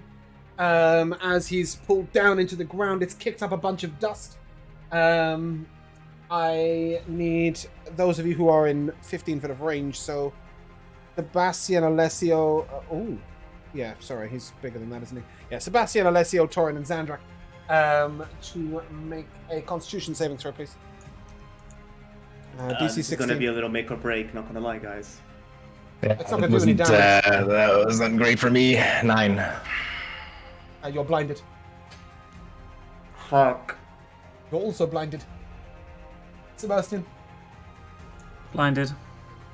Great. So yeah, the three of you are blinded until the end of your next turn by the kick up of the sand. Zandrak is also blinded. So his first attack's a nat 1, his second one's a third. Oh, his second attack hits. Oh, him. Yeah, that's great. Oh no. That's 5 piercing damage. Hennic, you're up. Awesome.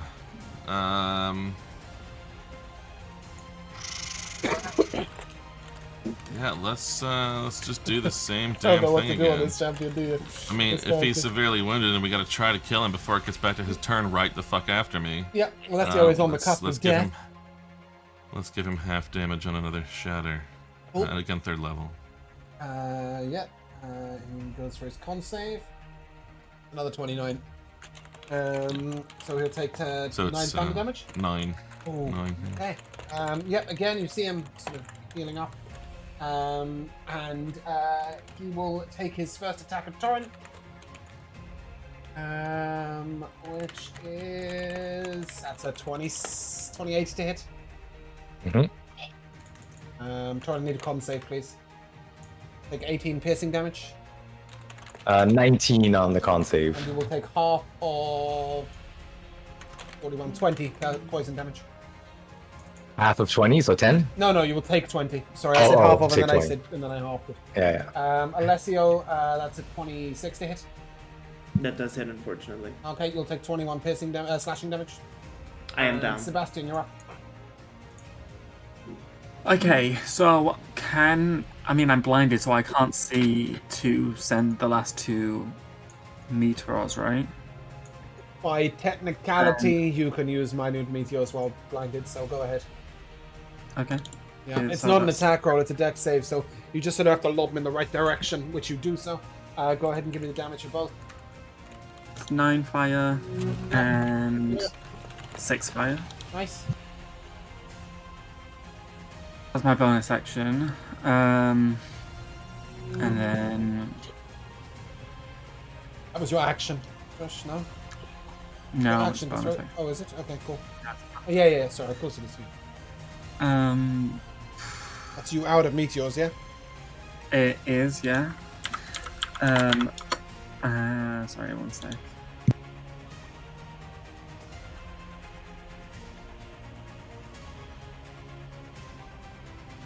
I'm gonna 3rd level ataxia myself. Yourself? Yeah. Oh, okay. I don't know what's on that Hope, roll. like invisibility or gaseous form or cure wounds. Yeah, okay.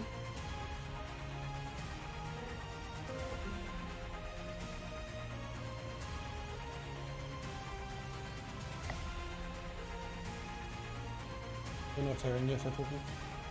I got a 24 altogether. You don't Which have the is- rolling sheet up. a level 2 spell. Okay, so you a level 2 spell and a d20 for a level 1 spell, yeah? You cast a level 3. Okay, so the 24 one was Warding Bond. Yep. Roll me a d4. Go from top to bottom. Torrens 1. Zandrak is 2. Hennic's 3, and that was 4. Yeah, that's Hennic then. Okay, you're warding bonded to Hennic. Okay. I have no idea what that means. I think Are you take sure you damage do you instead of mean me or warding something. bond or warding wind? Because they are very It's different spells. 24 Warding Bond. You made the list, not me. Targeting self, Josh. Yeah? Oh yeah. Aegis. Okay, I was going to say, I didn't think I would have put warding bond on a target self. So that's Aegis. I have a question real quick, actually. Is Hennic's heroism still up? Yeah, I mean, I haven't been hit, taking so. nothing. Oh, I was gonna say, Alessio, make sure that you've been healing 4 at the beginning of every turn. I'm actually up then. Yeah, I thought so. I was thinking, I was like, you know what? I just We're in realized because I round was doing 3, it, but so then you you would may have not have been taken doing it. You would have taken 9 from that last attack. Yeah? Instead of 21. I think still puts you on the ground. I haven't done it for any of the previous Yeah, but turns. we've only had 3 rounds, right? Yeah, but it's only 4 every time. It's not. Yeah. Well, Sort of, yeah, that sort of mitigates 4 damage from every attack that's hit So Alessio there would have at been this point. 12 mitigated that I Yeah. actually haven't mitigated so far. So I think it would have Okay, kept that's fine. me up. Yeah, sorry, Sebastian. Sorry, I Aegis can't on see you. that you're not doing it. Yeah, exactly. I have to keep reminding myself. Okay, Sebastian, have you done whatever Aegis... I don't know what Aegis does. Alright, I thought that's what he was looking up. No, I'm waiting for you to do it. Okay, it's fine, I'll do it. Aegis. Yeah, the problem is you can't just Google it. Because it's going to be a spell that's on it's you, a I not think. real. special. It's a special effect. I see. I think. I don't know. Expect my players to know what they're supposed to. Well, I didn't make the list. It gives me +5 bonus to AC as well as advantage on saving throws against magical effects. Wow. Of one And round. it isn't homebrew. It's UA. Yeah. Ah, It is abjuration though, which is nice. So that Nice. gives me a bit of my shield back. If you or an Nice. ally within 10 feet is required to make a save, you take no damage on a successful save and only half on a failed one. That's nice. Wow. Very nice. Yeah. Oh, weirdly, okay, yeah. So it counts as a 4th level spell, yeah. Concentration 1 minute, but no concentration. And then your first level attacks your roll, please.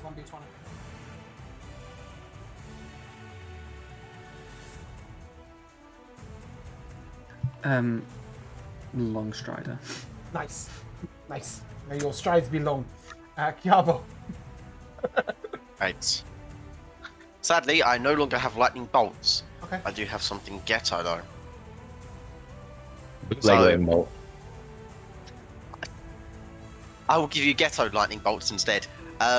So using the ability of my spellbook, I shall convert the scorching part of Agonar's Scorcher to Shocker. Agonar's So shocker. yeah, so Give me the damage. yes, Shocker. that is. Oh, that's not great. That's 10. That's 10 lightning damage. Is that right? Cool. Torin, you're up. Okay, so for my That's a first disadvantage, action, for my first action though, I'm gonna heal myself with lay on hands for 35 hit points. Yep. And I will take my 2 attacks at disadvantage. Yeah, credit to Hennic and Kiavo for not losing concentration for this whole fight, by the way. Yeah, Very powerful. G. Those are two awful misses. They are awful misses. Alessio, you're up. What is this little creature here? It's a floating version of Kiavo's spellbook. Does it have an AC? No, I don't No. need to know the AC. Can I hit it? no. Okay, Kiavo... It's incorporeal. Imagine Yeah, that wait. it's sort of like You- a You're pretty healthy, right, Tiago? hologram of I James's have face. not been damaged. He's very this healthy, fight but he's yet. also concentrating on haste. Why do you need to hit an ally? So I can teleport out of here. You And not just get attack of throw your opportunity. axe at the floor? Yeah, you can just throw your axe like over there. Well, if you allow me to do that, Yeah, I of will course. happily do it because Why I not? read on the. Great, I'm not questioning it. Yeah. I will throw my axe and I will teleport over here. Yeah. As I'll just use it as like my action. I'll just use the hand axe and throw it, Yeah. and then I'm gonna Battle Master maneuver, quick toss a dagger instead. Okay, you've still got an attack as well, yeah? You only use this one of your 2 attacks to throw a hand axe. All you have to do is throw the hand axe. It's just an attack. You can attack Oh, I have a- walls, you can attack floor, you can attack ceilings. I This don't is give gonna a be shit. great. I'm gonna throw. Oh, one of okay, you my- can throw the axe back the other way. Let's see if this Yeah. works. I'm gonna throw this cultist dagger at it. Sick. That's Uh, 16, sadly. That misses. And then I will throw the other cultist action with my bonus action and my final Battle Master maneuver. I'll hit. 23. Yes. Just in time So to discover that it doesn't take any is- necrotic damage either. Um, By piercing. 5 piercing, and then the Battle Master damage as well. Yeah. But you have now discovered it's also immune to necrotic damage. Would Five, it but- still take the Battle Master die Yeah. from the slide? Yeah, because it's piercing. Cool. So it just takes 8. Holy shenungas. Cool. And Alessio's gonna use the rest of his movement to maybe No, reconvene by a the little way. bit. All of that was done while blind. A reminder. Oh It's shit. fine. I don't care. Alessio's like, I don't really care. Guys! It's fine. Guys! It's 13 piercing damage, but technically you should. One of them would have been straight because I gave Oh, him you advantaged him. the We'll say silvery yeah. Okay, barbets at cool. one So that point, was yeah. that was that one. Somehow. and then I'm just gonna shout, I'm just gonna heal up and I'll be back in the fight. Yeah. That is my turn. Okay. Lair action, 60 feet, cone. I need a. Ooh. Yeah. It's everybody other than Torin. Needs to make a dexterity save, please.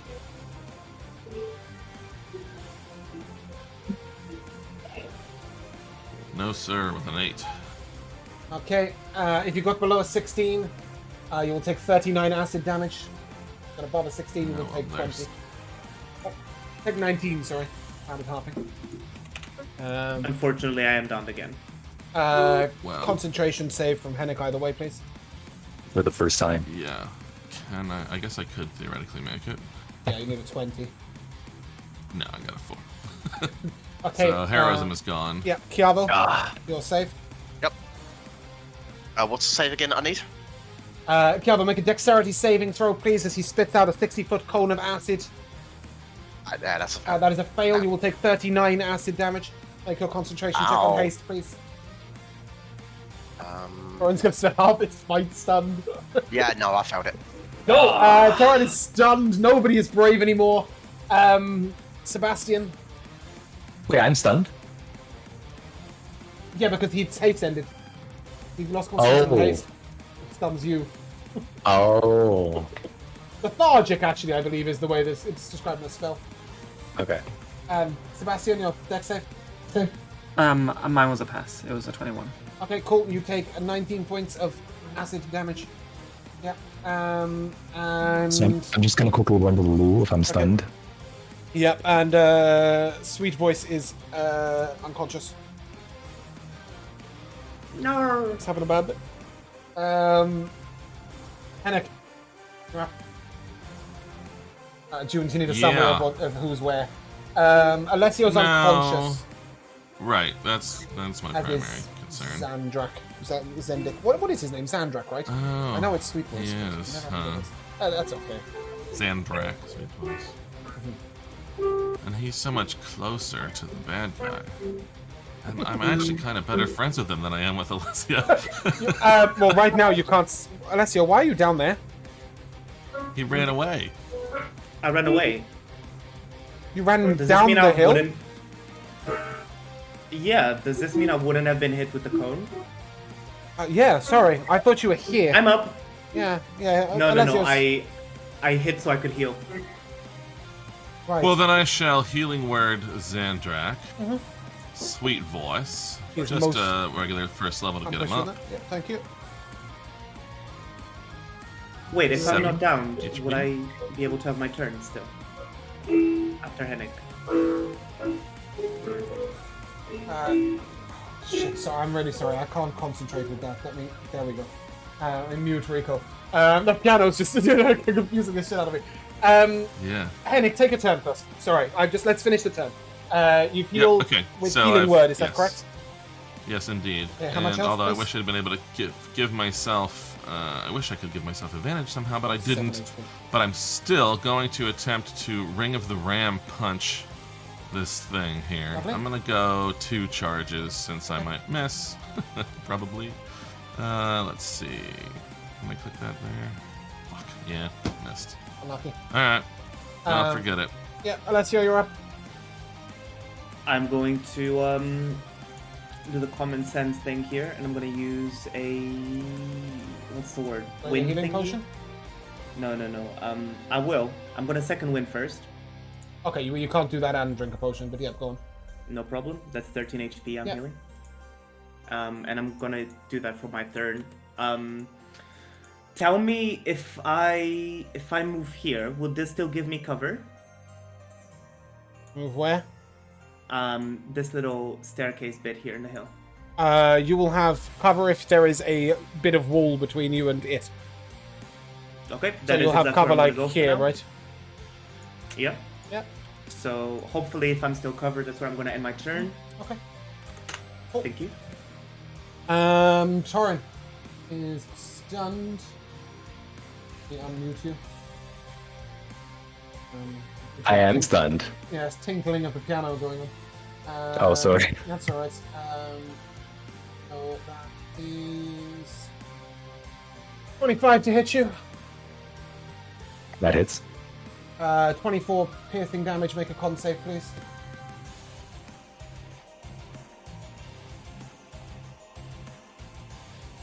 Then as a fail, you'll take 45 poison on top of that.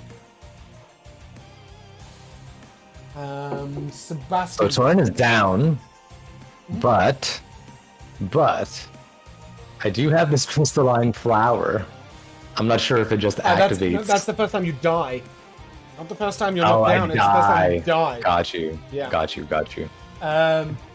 23 to hit Sebastian. I am going to. How much was it? 23 to hit. 23, yeah. So even if I shield, it would still hit. Right, but Yeah. do you have an abjuration thingy up right now? No. Okay, fine. 18. Piercing, slashing damage. I'm going to use my abjuration spellbook to reduce that by a d6. Okay, cool. Which is 3. Yep, nice. It's your turn. Okay. How much damage did you say? I'm very confused. I thought Aegis gave you +5 armor class. I thought that had ended by now. I did say it lasted a minute. Oh, okay. When I searched it, it lasted around. That's fine. Okay, then I guess I will shield then. Yeah, cool, great. That's what I thought. Okay, fantastic. It's your turn. 17 HP you've got. It's your turn. Yeah. I'm gonna Misty Step over here. And then I'm gonna do something that I probably should have done at the beginning of the game to avoid this whole mess. I'm gonna cast Fly on myself. You can't do that. Why? Can't cast 2 spells in a turn. Oh fuck, you're right. Oh man. what are Cantrip, these would you like to use, or are you going to walk instead of Misty Step and provoke an opportunity attack? And die. Possibly. Oh, it's your choice. Cantrip? I'm gonna use Enhanced Weapon on that guy because he's upright. That's still a spell. Oh, sorry, no, it's not. No, it's not. Yeah, you're right. That's a cantrip. Yeah, on Xandrak, okay. Damage type? That's 2d6. Your choice.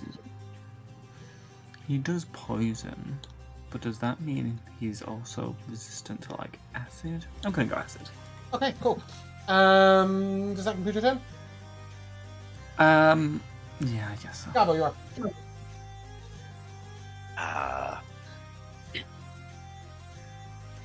Same again. Agonizer's shocker. He is severely wounded. Yeah. Can you hear me properly? I'm trying to talk and I'm fucking... Yeah, I can hear you. I can hear you. I'm just waiting for you to spit out something meaningful. Yeah, no, I was just looking. I'm at the minute. I'm looking through see what I've got available here that I can. How do you... Okay, just out of curiosity, guys, what do you do when it's not your turn? Like, obviously, there are elements of you looking at, like, what's going on. There's a reason why what I'm saying, right? I was checking see how many potions of healing I had. That was all. Are you just in case. Damaged? Yeah, that fucking acid spit got me good, didn't it? Oh, okay. Yeah. So that's why I was like, I can't really take another one of those. So yeah, I'm gonna chug this potion. Okay. It's gonna be a... Okay. Yeah. So let me just delete that from my inventory real quick.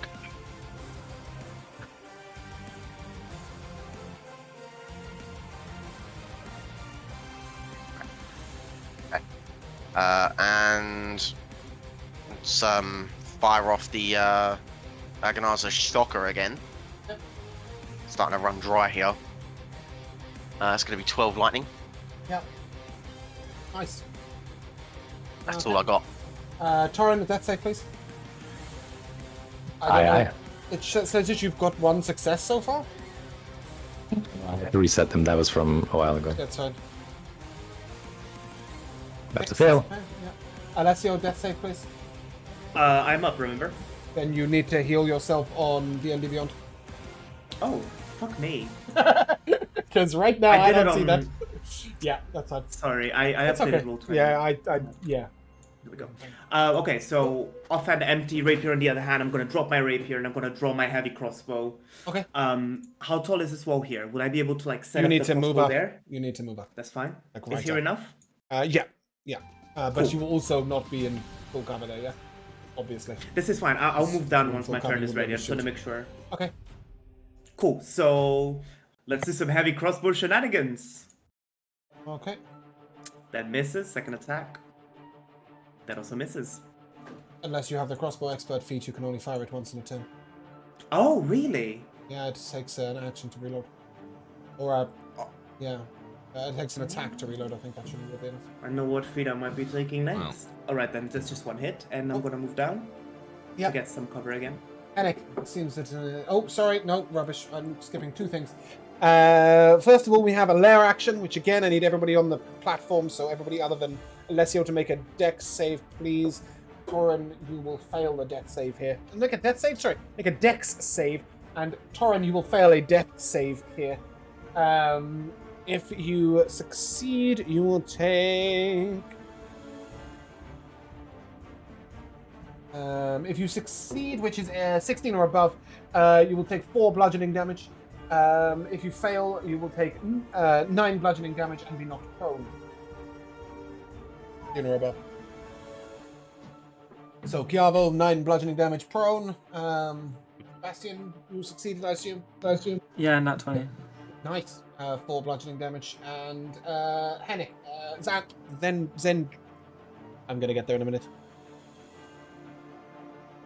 He hits twice. Look at that. What a beast. 11 piercing damage. Oh! The enemy is severely wounded. He's looking like he might die. Yeah. I've rolled that. He's looking like he might die any second. Hennic, it is genuinely actually your turn this time. Well, I can go for the guaranteed some damage and not save Torren, but he's at 2 fails. Give me an insight check Another round will kill him. I'm at 2 fails, yeah. on this enemy. Alright.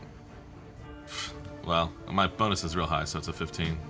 Yeah, you're not sure quite how much damage is required. Healing word on Torren. Yeah. I think that's very fair. It's probably what Hennic would do, right? Yeah. I mean, it was my strong. I'll do the second level there. Okay. Still only 8. Technically, you might still kill him, but- right? Because you've got an action. Yes, and I'm going to use the last Ring of the Ram charge on that. I Nice. can't, because I can't do anything with a saving throw because I can't cast another spell. That was the whole problem there. Yeah, no, I understood that. Yeah. So let's try Nice. to Ring of the Ram punch. One. That's going to hit with a 24. Go ahead, give me some And damage. that's going to be, because it was only one charge that I had left, but it's a really high damage roll, 19 force damage. He had 1 HP. Oh, Nice.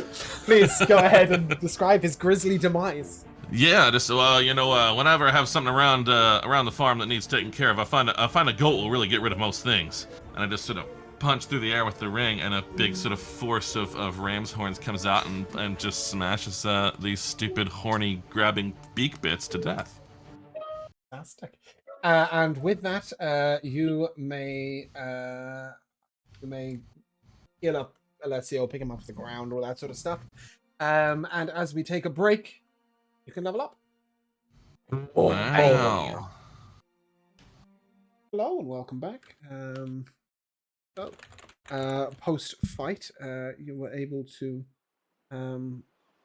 sort of heal up and whatever, and as you sort of look up at Xandrak, he's sort of prodding the beast in the face with his rapier. What are we going to do with this? Can we eat it? Would take a long time. Can we Yeah, we eat should- half of it? perhaps we should.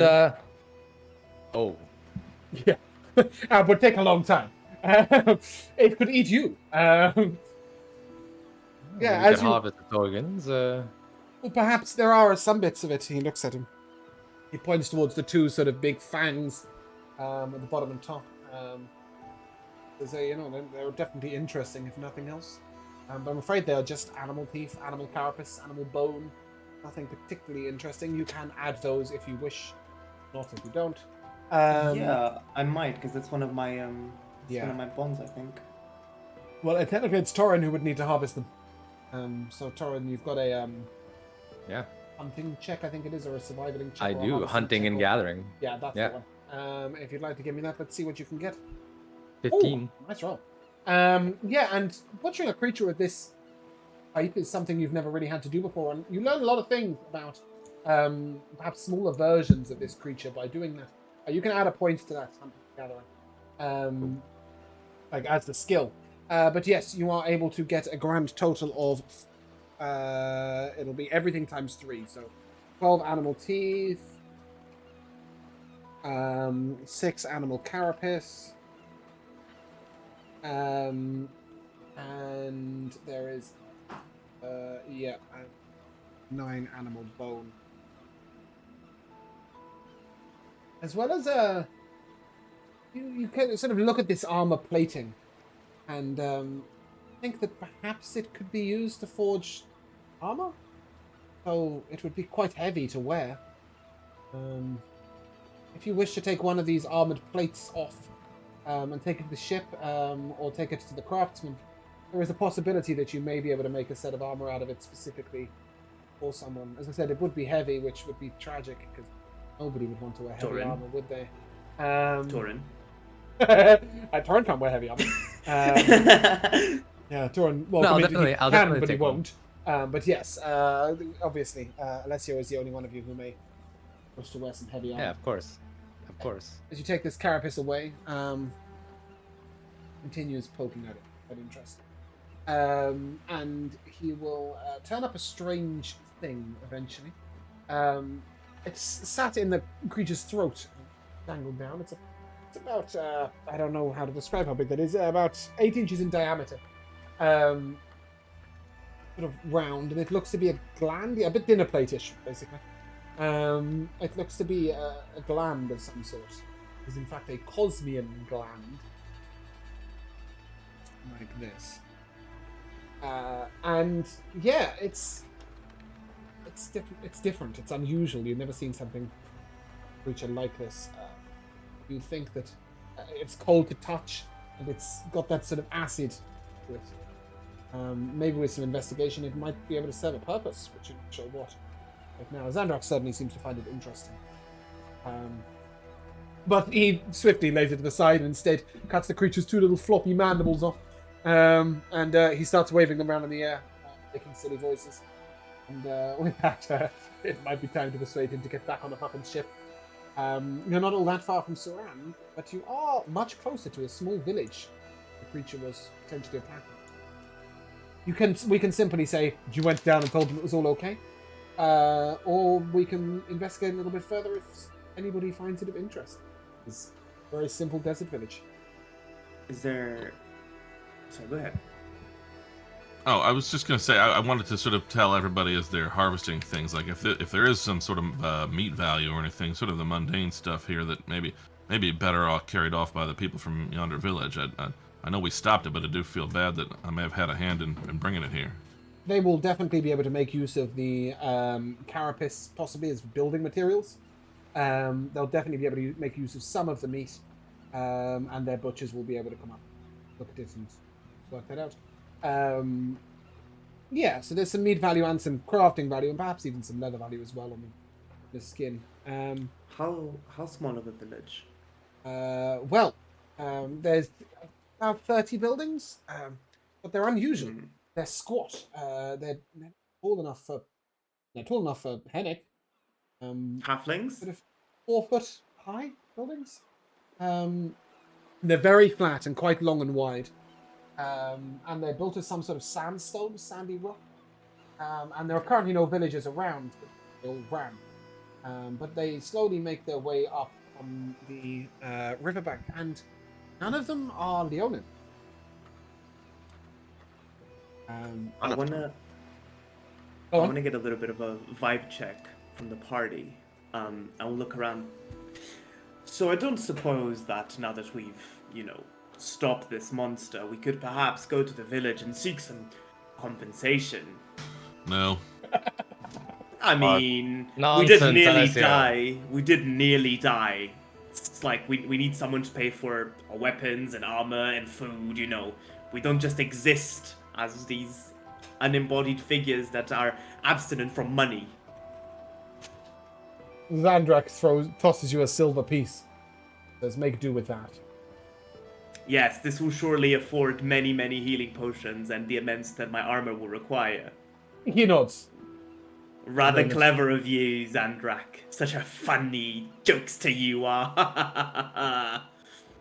I'm gonna message McPherson, and I'm just gonna say, you can't just ask them stuff like that. You gotta be a bit more subtle if you want to get a reward around here.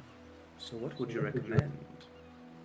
I would recommend that we go to this village, and then perhaps when you're not in front of, morality personified, and I'll gesture towards Hennic, and maybe that's when you ask for a reward. You are correct. I will take your advice very closely within my next set of action. Everyone else, you've just witnessed Sebastian go like this towards Hennic, but not actually saying it. And you witness McPherson nodding towards Hennic and going like this. Well, Hennic's response, no matter how much he understands of this, is simply to say, McPherson, I fear I may have misunderstood some of what I was doing and caused this to happen. So I will take care of your needs on this one. And, Nonsense! Absolute nonsense, Hennic. And I don't know how hurt you are, but you get a 4th level healing word. A big 14 HP. Nice. My wounds heal, but I would like to respond to that if that's okay. You have no need to give me any compensation, Hennic. After the battles that we have fought together, I have not only admired you as a strong pillar in this team, so speak no nonsense of this further. Well, the nonsense is asking these villagers for money, so let's Yes, leave that, yes, off the you are table. correct. It will You are quickly correct. become apparent that the villagers don't seem to have much in the way of money. Moving over towards you is a tribe of creatures. It's difficult to see at first what race they are, for they wear animal skins pulled up over their shoulders and even their head, quite a lot of them. And these animal skins are of tigers and of leopards.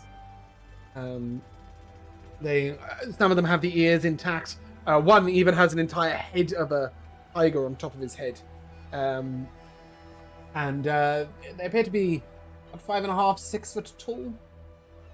Chiavo, if you wish to give me a Yes? history check, you may be able to identify these people.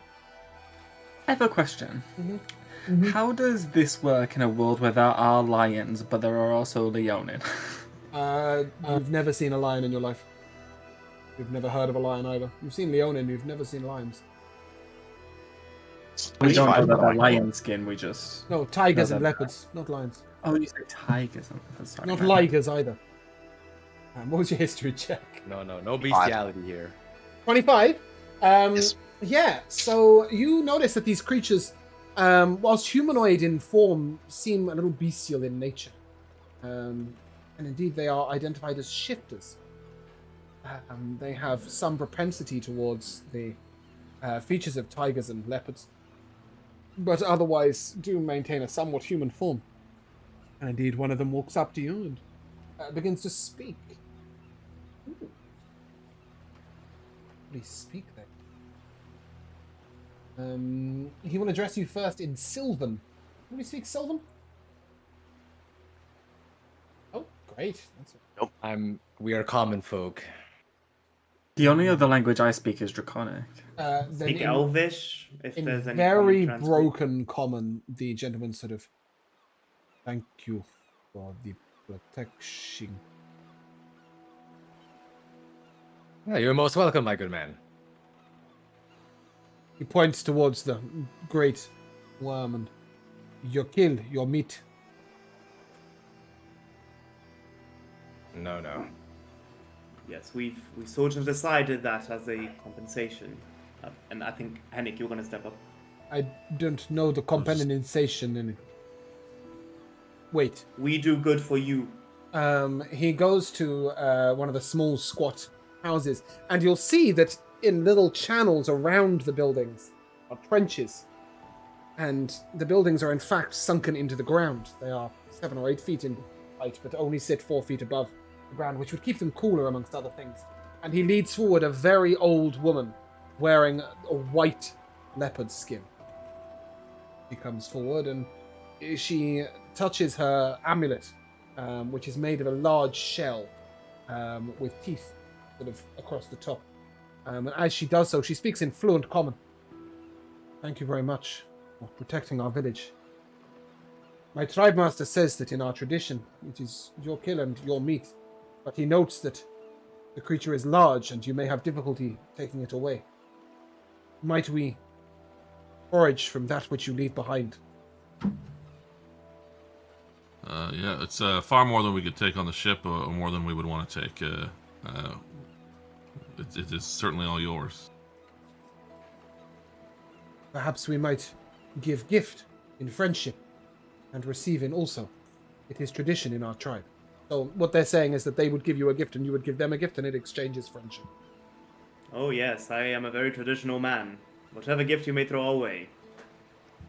She smiles and perhaps next time you meet friends of tribe, you will be able to speak more easily. And she reaches into her pouch and she pulls out one of these sort of large shells across which are small teeth. And it is an amulet of tongues. Which I have, by the way. I was just about to cast it. I was about to say, like, let's I give that thought to you might, Hennic. but I thought you might, but this is very specific.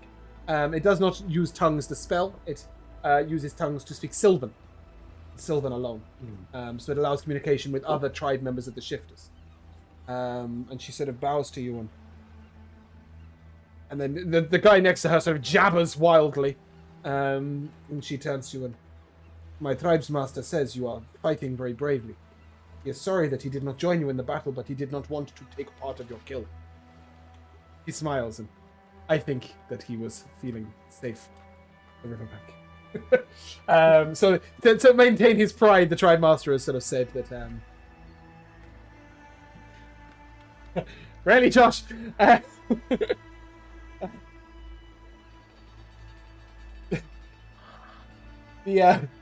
The Fuck's sake. off. I was just trying to figure out if it would Anything help. serious. I was thinking, will this help anyone's backstory or something? And Josh Obviously, just comes Chad up can't with see that. anything. Does anybody have any connection with the Sylvan? And Josh says, I went to school with him. Anyway. So basically, she's saying that the Tribes Master has attempted to save face in pride by saying that he wanted to leave it to be your kill, but she thinks that he was rather a coward and would rather keep himself safe. And then, sort of in very ritualistic format, she kneels to the ground in front of you. Probably Hennic, I would assume, is closest if communicating with allies, with friends. Sure. She puts the amulet on her left hand, and she holds out an empty right hand. Yeah, so I will rummage in my things and make sure these things are in backpack. Yeah. I have actually an extra amulet of light. And I also have a whole bunch of, because I bought them, the, what are they called? The potions of health, the manufacturing potion of health. Okay. So I will take one of those and the spare amulet of light and put those in my whichever hand it was. And, okay. And sort of offer that in exchange. Yeah, she hesitates, and then she reaches into her pouch and she pulls out a tiny little vial of what appears to be oil, and she adds it to the left hand, right? Because you put two things in yours. I understand there are two things, but they are not as valuable as what you're giving us. Perhaps a small addition, and she gestures towards the vial of oiliness, and she'll make the gesture, and she puts her right hand out on top of yours and her left hand sort of under yours, and then turns both palms over so that the gift is exchanged hand. Quite difficult with a bottle of potion, but you managed to make it work. Sure. And she gestures towards the little vial and she says, "It smells very nice. I believe it is a perfume of bewitching." Oh. Witchy lady. Witchy, let me just double check that. Yes, perfume of bewitching. Cool. It is only enough for one use. It is I've nice. never seen such an item.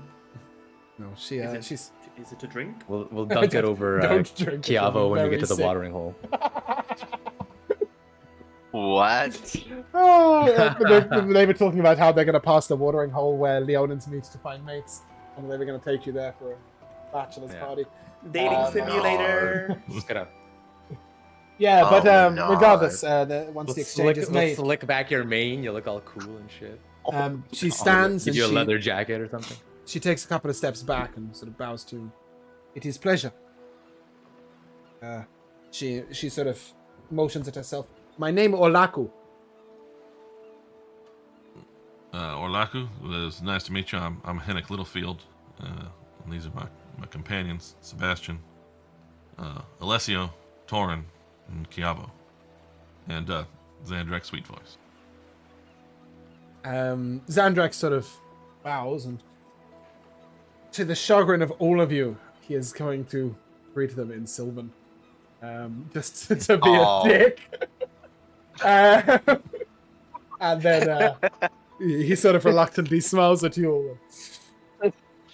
There is another tribe of shifters far to the north that we once made friends with time ago. And then he sort of says something to them, and he turns to you and, I have greeted them from the Snow Leopard tribe. No apologies for living up to your surname there. But for him to have not spoken at first, but then he will, after they've sort of said goodbye and whatever, and as you make your way back, unless you have anything else, get out of these villages. No, I was just going to let them know that they might find that the riverbank plants are doing well for some time, so they She might looks get at you. something out of that. The plants, are you? You made plants happen? It seems to be the case, yes. Immediately, quite a few of the tribesmen sort of fall to their knees and start to sort of raise their hands in praise. Oh, Hennic, what have you done? They think you a god. We will eat rich for a year because of this. Well, it may also have been responsible for the large creature that came out, so But you protected us. hopefully that doesn't happen again. Yes, Hennic. By the looks of it, you have done nothing but good for these people. She will mention that the tubers and cacti that are by the water are their main source of food, and they're now sort of too large. I hope they go well with worm meat. That's all I have to say. He laughs. Brave warrior, farewell. Alessio, did you have anything else to get out of these people? I more wanted to ask you, Hennic, if you could ask them if there is any dangers in the waters ahead or something we need to be particularly cautious about in this area. I mean, sure, I can turn and pass that same question to her. I mean, yes, hearing anyway. many dangers. There are creatures in the water. They are like eels, and they bite, and they're very toxic. They can hurt a lot. There are many small creatures, scorpions and snakes, and the tigers, and she gestures towards her head, and leopards of the area. Very dangerous, and some tribes very dangerous too. I do not want to come across the Odin in prideful moment. Well, McPherson, next time I try to pull you back on board, you might want to let me. Yeah, there's lots and lots of dangers. Hennic, I think I will. She says, the desert, it is as dangerous as it is beautiful. And with That's that, about right. they will go back to their home, and Zandrak will explain that he didn't speak up because he has already exchanged gifts with one group of shifters, and that means that he is an honorary member of their tribe, so he would feel like he couldn't do it with another group of shifters because you're not meant to, you're meant to become an honorary member of one particular tribe. So Hennic is now... Hennic is a leopard All of tribe. us, maybe. Well, I was gonna say before we left, I wanted to seek out the tribe member with the most badass looking tiger pelt. Okay, that's the guy that greeted you first. Yes. Pride Lena. Yeah. So I want to approach him and sort of just like, if he'll allow me, I just want to like touch his pelt and sort of admire it, and then I want to take off my own sort of like cloak, which is a snow leopard pelt or a mountain leopard pelt. Yeah, or yeah, something. it was a snow leopard. And I wanna hand it, do the same sort of gesture that the woman did to Hennic, and hold it out in one hand and hold an empty hand out in the other. He looks at you, and I think he will understand that the motion, but he says, this, and he points towards his sort of tiger pelt, is not to be exchanged. It's part of me. When adult, I hunt alone. Says member of tribe. I understand completely. So yeah, my once good he man. comes of age, he's gone and he's hunted a tiger on his own. Wow. So I'll say I understand completely, my good man. This was actually my first kill as well. You should wear with pride. Yeah. Put it back on. But he does pull out a little leather thong with a single tooth on it. He makes the gesture again, and if you have something to give in exchange. What do I? You've got to remember that these people might find different things, important. It doesn't have to be an amazing magical item. A gold piece might be interesting. I have a signet ring, actually. Mm. Oh! No. I know no. exactly. I know Don't give exactly him the book. what to hand Not this the guy. book. No. Okay. Not the book. I'm going to pull out my small bag of jelly beans. Oh. And he looks in, and yeah, you see his face sort of light up, and he makes the exchange with you. The amulet he has given you is a little unusual. It doesn't have any sort of magic effect. I think you can just add amulet. It comes up as like a holy symbol, but you can just add it for now. Oh, nice. It doesn't have any sort of magical effect, but it does have... Just looks cool. No, it has a very tiny hole bore into the top of the tooth. Okay. It could contain a liquid. It doesn't right now, but it could contain a liquid. Interesting. Yes. I'll remind him. Be Joshua. Careful with those. A leather thong is just it's just a strip of leather. It doesn't mean... Yes, it doesn't mean Yes, he has to Josh. wear I'm gonna be putting on this G-string just for you. a G-string with an animal tooth on it. Nice. Yeah. That sounds comfortable. Just dangling from my. I kind of regret getting rid of the chat's ability to see Roll20 now. Roll20's chat. Yeah. Regardless, as Torin stands up and with his tiger's tooth strap on. You guys can head back to the ship, where Phoebe is sat, sort of leaning over the edge of the ship. You see that there's this little moment of relief when Xandrak sort of strides out. You know, there's this sort of exchange between them. You can, I mean, Hennic's passive insight is enough to intuit that she didn't actually want him going with you. Maybe because of this prediction that he's going to die. Maybe just because she worries when he's in danger. But she's glad that he's coming I'm just back. going to sort of nod in their direction and just go, it was never going to be today. Don't say that. Could have been for any of you. Come, there's a meal aboard. These strange plants by the water are incredibly flavorful. And you can see that she indeed has one of these tubers. And as she's sliced it, it's like a bamboo shoot. But she sort of sliced the meat away from the inside. Not her. Goran has sliced the meat away from the inside of the bamboo shoot. And it's almost a meaty texture. It's like plant steak. Ooh. I must say, it's really good. it is rather good, but it holds no match to some of your own cooking, Hennic. And he thinks about the 11 temporary hit points from so many weeks ago. Yes. Max HP, yes, increased to max.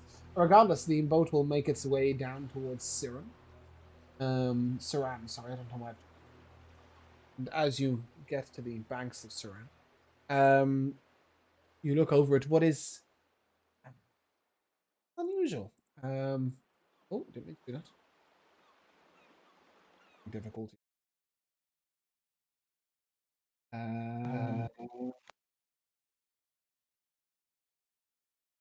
Yeah, it's a little unusual, isn't it? Go on, Sebastian. Just gonna ask if I could do something while we travel. You've only got sort of an hour on the river before you arrive in Saran. Is that long enough? I don't know. You're the DM. I don't know what you want to do. I would like to experiment with my magic a bit and try and do something. Oh, I'm not thinking it's going to happen like now. Can you write that down and hold that thought, and we'll return to it in a moment. We will sort of look more deeply into Saran next session. I had thought the combat would take a little less time, and I don't want to only do a little bit of Saran. Right. After the trip in Saran, you'll be able to resume on the river for a couple of days. Within Saran, there'll be plenty to see and plenty to shop. It's an unusual looking town. Everything is a temporary building, but the way the buildings are built is something you've never seen before. It looks like logs and branches, but made of animal bones, sort of like sticks, and then sticks and animal bones sort of attached to them in various ways are the base structure, over which are large animal skins that have been tanned, almost like leather buildings. They all sit quite rounded, and on the outside of this leather they've been painted with vibrant colours. You see bright reds and yellows and greens and blues, and it's a little like coming upon a patch of crocus, really, in the middle of the desert, but of huge proportions. The first thing you will notice as well that is different about this town to most market towns is the lack of animals. Whilst you do see some pack camels, there are no animals for sale. There are no chickens and goats and sheep, whatever. Instead, the majority of the exchange seems to be meat and plants. And you'll notice that people are not paying with gold and silver, but are instead paying with small casks? Oops. Not sure, but they have lids on them. And in fact, as you very first approach the town, you will see a gentleman at the side who has stacks upon stacks of these strange cups on shelves, and has a little chest next to him. And he will greet you and, "Travelers!" And Xandrak and Phoebe will explain to you that as a sort of token exchange, you give your gold and you buy a number of cups of water. And these cups are exchanged with various different people, and then they can exchange them in kind for gold. Firstly, the main aim of this is to discourage any thieves. If your gold is currently stored, if they run off with a cup of water, well, somewhat useful in the desert, you're next to a river. So it's not the same as stealing gold. But the second is to symbolize when in drought, water was the greatest richness there was in the land. And you can exchange on the way out as well, right? So you exchange your cups, make a purchase with cups, and then exchange your cups back and leave with your gold. Or not, if you spent it, right? People will purchase a generous portion, and then explain that she's going to go and make some purchases for the boat. But we'll leave the wandering of the town till next week. I will, however, ask you, coming back to Sebastian first, once we get back on the river, we are going to time skip a couple of days after Saran next session. So is there anything specific that you are looking to do so on the boat? I know, Sebastian, you were going to say something, so go first. Yeah, I'd like to add a thing to one of my spells. I'd like to possibly make it so that I can use Absorption Shield as like a sphere around me that moves with me.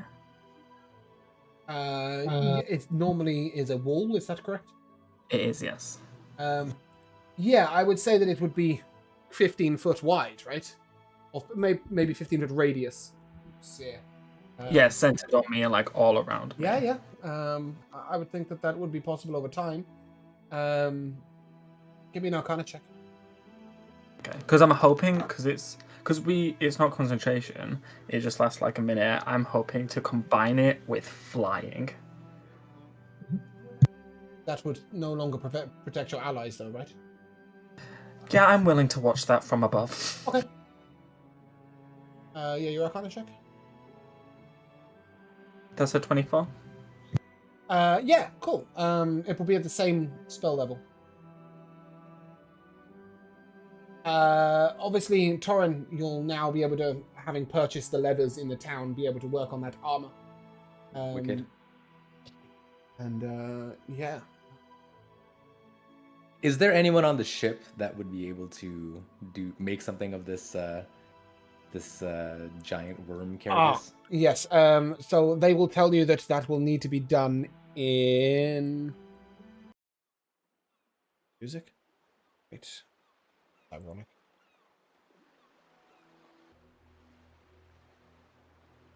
Not even. I don't even know where that's coming from.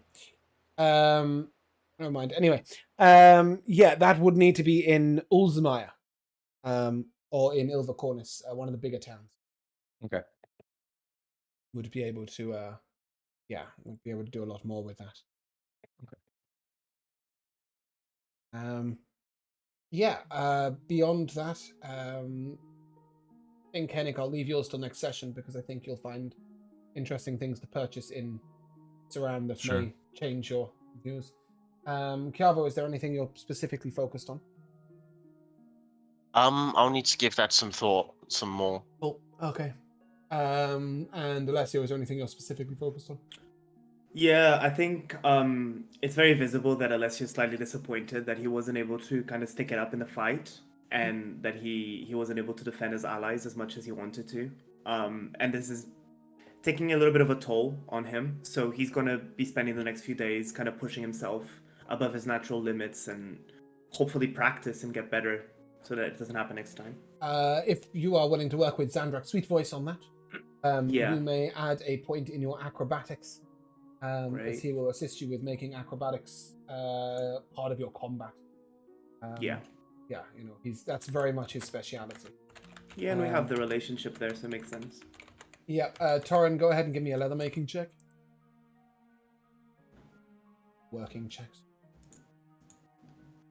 21. Oh, you'll be able to create the arm of the Hennic over the next few days. Obviously, Hennic, you won't be wearing it in Saran. But if you guys want to add that to inventory and whatever outside of session, that's fine.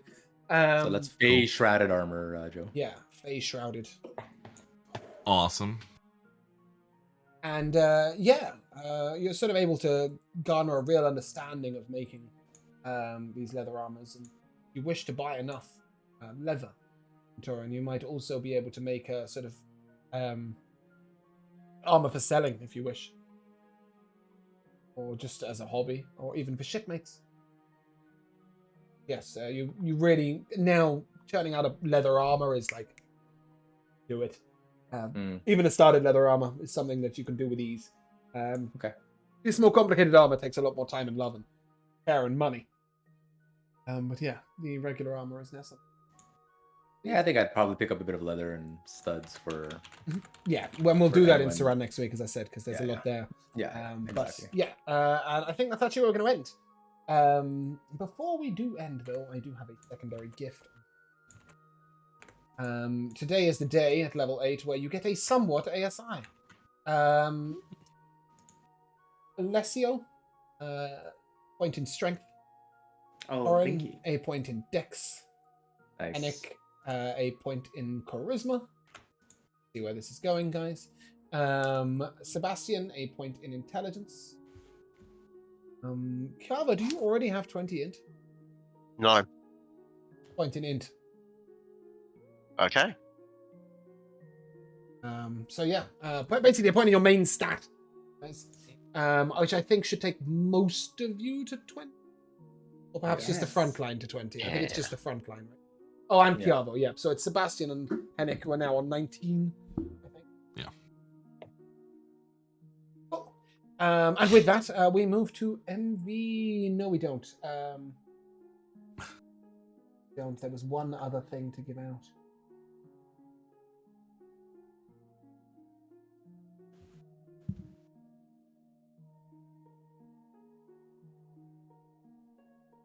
No, I did it in session. The nature and survival for Clavo, I did in session. Cool. Yeah, we moved to MVPs. Where did we end? Yeah, Rico. Me probably. Rico. Yeah. So I really enjoyed the combat. It was nice and tough, and we haven't had one in Beldania for quite some time. Sessions. The last big one ended up in a character death, actually. So Wow. yeah, that was very awesome. But on a personal note, I really am enjoying the fact that Torin is going full grandma mode and just like throwing up a storm, basically. Yeah. Yeah. Well, it's nice, right? Because we had this sort of interlude where crafts weren't really something we had time or energy to focus on. We it's were nice to too now be in a preoccupied situation with where the world was ending. Yeah. And it's nice that we can now sort of go back to that sort of focus like we were in the initial sessions, you know, of what can my character get better at.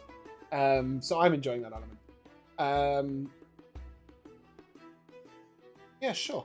Joe. Yeah. For me, it's I mean, everything's great, and I did like the combat. It was like horrible, but you could stay at a distance, right? So it was one of those ones where them not moving actually makes it more interesting in a way, because we can actually do our different sort of ranges and stuff. But in particular for me, it's the nature stuff. I always like, so it's why I've been wanting to go to Veralia from the very beginning, right? I always just love fantastical terrain, and so the crazy colorful plants under the water and the sort of stuff growing in from the edges of the river and stuff is just that Good. pleases me. I'm glad that it's worth the sort of. For me, I have a very visual view of like the different countries in Beldania, probably more so than any other campaign. Mostly because I worked on Beldania with a graphics artist. When I was first creating the land of Beldania, I did so with Dogma. And she's a very visual person, and she was like, well, what does it look like in each of these towns? And we found different pieces of concept art and like really thought about how does this place look, which I think creates a great feel for the different countries. So I'm glad that you're enjoying the travel. There's plenty of places to see. Bruno. I quite enjoyed the little beginning of the session where I got to roleplay. I think Alessio isn't the most roleplay focused character, obviously. So it's quite nice to know that there's a few NPCs that are a little bit more combat focused, or at least like Zandrak, that he can kind of relate to and build relationships with. I kind of feel like beforehand, it's been a lot of like more aristocratic NPCs that he just didn't have the connection there. So I'm glad that like we're in this setting now where people are more like, let's fight, let's do this stuff. You've hit the nail on the and head I- because the Urak state is very aristocratic and Yeah. very noble based, and as you move out into the villages and towns, they're very life based. And there was a brief one, but I want to give it to a little cat boy, not cat boy, because I thought it was very interesting when Alessio was like, "Yeah, guys, we won the fight. Let's go ask for money," and Sebastian was like, "No, wait, play this cool."